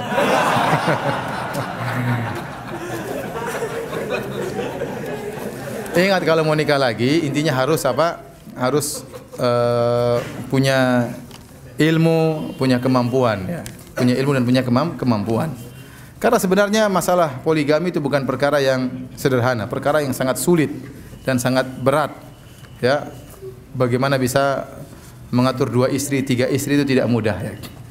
Oleh karena seorang tatkala ingin berpoligami, ya pertama harus punya modal, ya. Bukan cuma modal nekat. Modal bersaing dengan tukang es. Harus punya modal. Yang kedua harus punya ilmu, ya. Belajar fikih nikah, ya. Belajar fikih cerai, ya. Hati-hati lagi emosi karena banyak poligami ujung-ujungnya perceraian. Ini sangat menyedihkan. Sehingga membuat para wanita semakin takut untuk dipoligami karena banyak ujungnya adalah apa? Perceraian. Maka seorang belajar dengan baik. Jangan belum belajar fikih nikah langsung fikih poligami. Terlalu jauh. Fikih nikah dulu, fikih cerai, fikih macam-macam. Bagaimana muasyaratul ahl, bagaimana bergaul dengan istri, berbuat baik, setelah itu baru belajar fikih poligami. Kalau sudah terpenuhi pada dirinya kemampuan ekonomi, oke. Kemudian dia punya leadership juga, kepemimpinan juga, oke. Kemudian punya ilmu, oke, silahkan poligami. Itu syariat Allah Subhanahu wa taala. Makanya saya sering sampaikan, poligami adalah syariat yang indah, tapi tidak semua bisa melakukannya. Tidak semua bisa melakukannya. Ada orang poligami tapi tidak punya kepemimpinan. Ya. Takut melulu, ya. Begini, akhirnya apa? Akhirnya berantem istrinya, akhirnya dia pun menceraikan salah satu istrinya. Ya, tidak punya modal, ya. Ya, ada orang punya modal uang tapi tidak punya modal mental. Ini juga tidak bisa poligami. Jadi harus punya mental yang kuat dan juga punya modal yang kuat, ya. Dan punya ilmu. Kalau sudah terkumpulkan kepadanya 3 perkara ini, ya, punya harta ada, kemudian punya leadership, kepemimpinan juga ada, kemudian punya ilmu, maka silakan poligami. Silakan poligami. Nah, Ustaz kapan poligami? Wallahu alam. Itu urusan saya, enggak usah urusan nanti. Bagaimana pendapat Ustaz tentang dakwah Dr. Zakir Naik, yaitu dengan mengarahkan kaum kafir untuk bersyahadat dengan dituntunnya dengan agak sedikit desakan, bermisal Anda percaya Yesus itu Nabi, maukah Anda bersyahadat dan seterusnya. Saya tidak tahu tentang, saya tidak hadir, saya tidak tahu juga tentang metode beliau, ya, sehingga saya tidak bisa menghukumi, ya. Tapi dengar berita-berita yang indah yang saya dengar, bahwasanya banyak yang masuk Islam, alhamdulillah saya senang. Tapi saya tidak tahu bagaimana cara beliau menuntun syahadat, ya. Wallahu alam bisawab.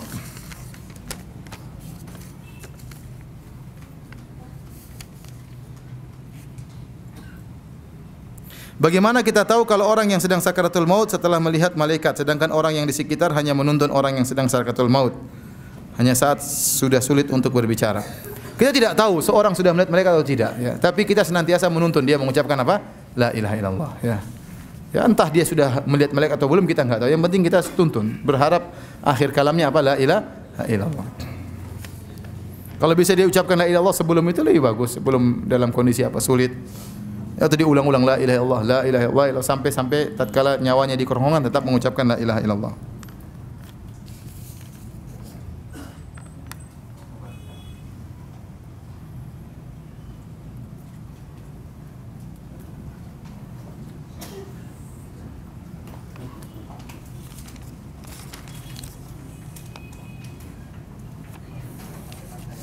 Ustaz, kenapa Allah tidak beri hidayah kepada Abu Talib?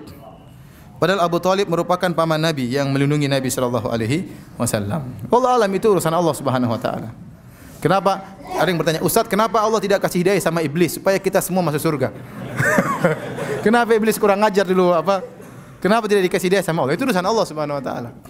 Jangan Abu Talib, iblis saja tidak kasih hidayah. Saya tanya sama antum, kalau iblis dapat hidayah selesai urusan atau tidak? Selesai urusan. Enggak ada ustaz lagi, enggak perlu ustaz. Kalau apa? Iblis dapat apa? Hidayah. Enggak ada yang ganggu. Kita semua masuk surga. Tapi kenapa Allah bikin iblis kurang ajar? Ya, itu urusan Allah Subhanahu wa taala. Ya. Sebenarnya Allah mengatakan, kenapa Abu Talib tidak dapat hidayah? Karena niatnya sudah keliru. Ya. Dia mengatakan kalau bukan karena takut kepada Quraisy, ya, saya akan masuk Islam dan saya akan menyenangkan hatimu wahai keponakanku. Ya salah. Kalau dia masuk Islam bukan karena Muhammad harusnya. Masuk Islam harusnya karena siapa? Karena Allah. Karena niatnya untuk menyenangkan Muhammad itu keliru. Ya, berarti niatnya duniawi karena ingin menyenangkan ponakannya. Maka dia tidak dapat apa? Hidayah. Intinya itu urusan Allah Subhanahu wa taala. Makanya Allah mengatakan, "Innaka la tahdi man ahbabta, walakinna Allah yahdi man yasha, wa huwa a'lamu bil muhtadin." Kata Allah, engkau wahai Muhammad tidak bisa beri hidayah kepada orang yang kau cintai, tapi Allah beri hidayah kepada yang Allah kehendaki, dan Allah lebih tahu siapa yang berhak dapat hidayah. Allah lebih tahu. Sama, itu masalah rahasia Allah. Seperti kenapa yang Nabi terakhir harus Muhammad? Kenapa Nabi terakhir bukan orang Jawa misalnya? Ya. Kenapa bukan Sunan Kalijodo misalnya? Atau jadi itu urusan Allah Subhanahu wa taala. Ya, itu urusan Allah Subhanahu wa taala. Ya. Allahu a'lamu haitsu yaj'alu risalah. Allah lebih tahu di mana Allah meletakkan risalahnya. Jadi banyak pertanyaan-pertanyaan yang kita tidak tahu jawabannya. Kenapa iblis tidak dapat hidayah? Kenapa Allah ciptakan iblis, ya? Kenapa?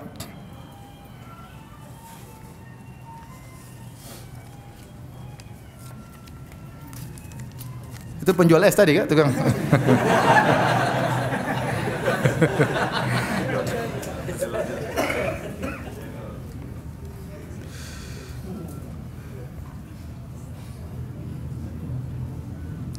Ini ada yang bertanya, sebagian para hadirin hadir majelis ilmu tapi tidak nyatat, dan ini menyelisihi adab menuntut ilmu. Bagaimana nasihatnya?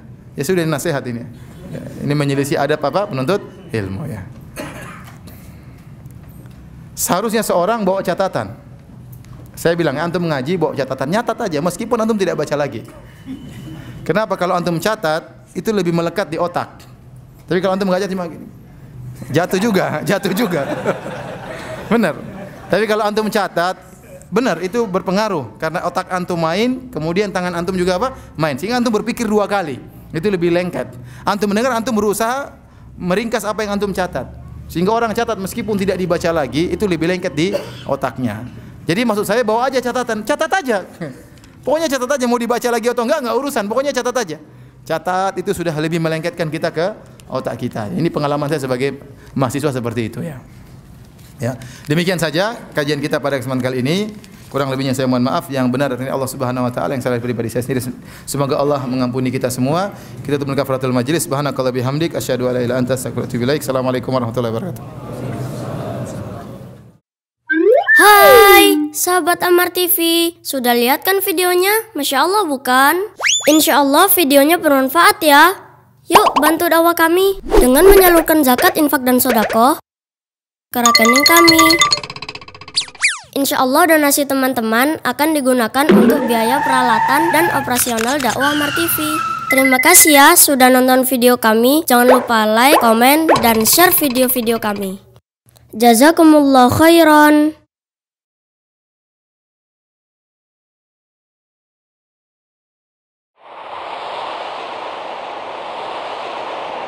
Amar TV.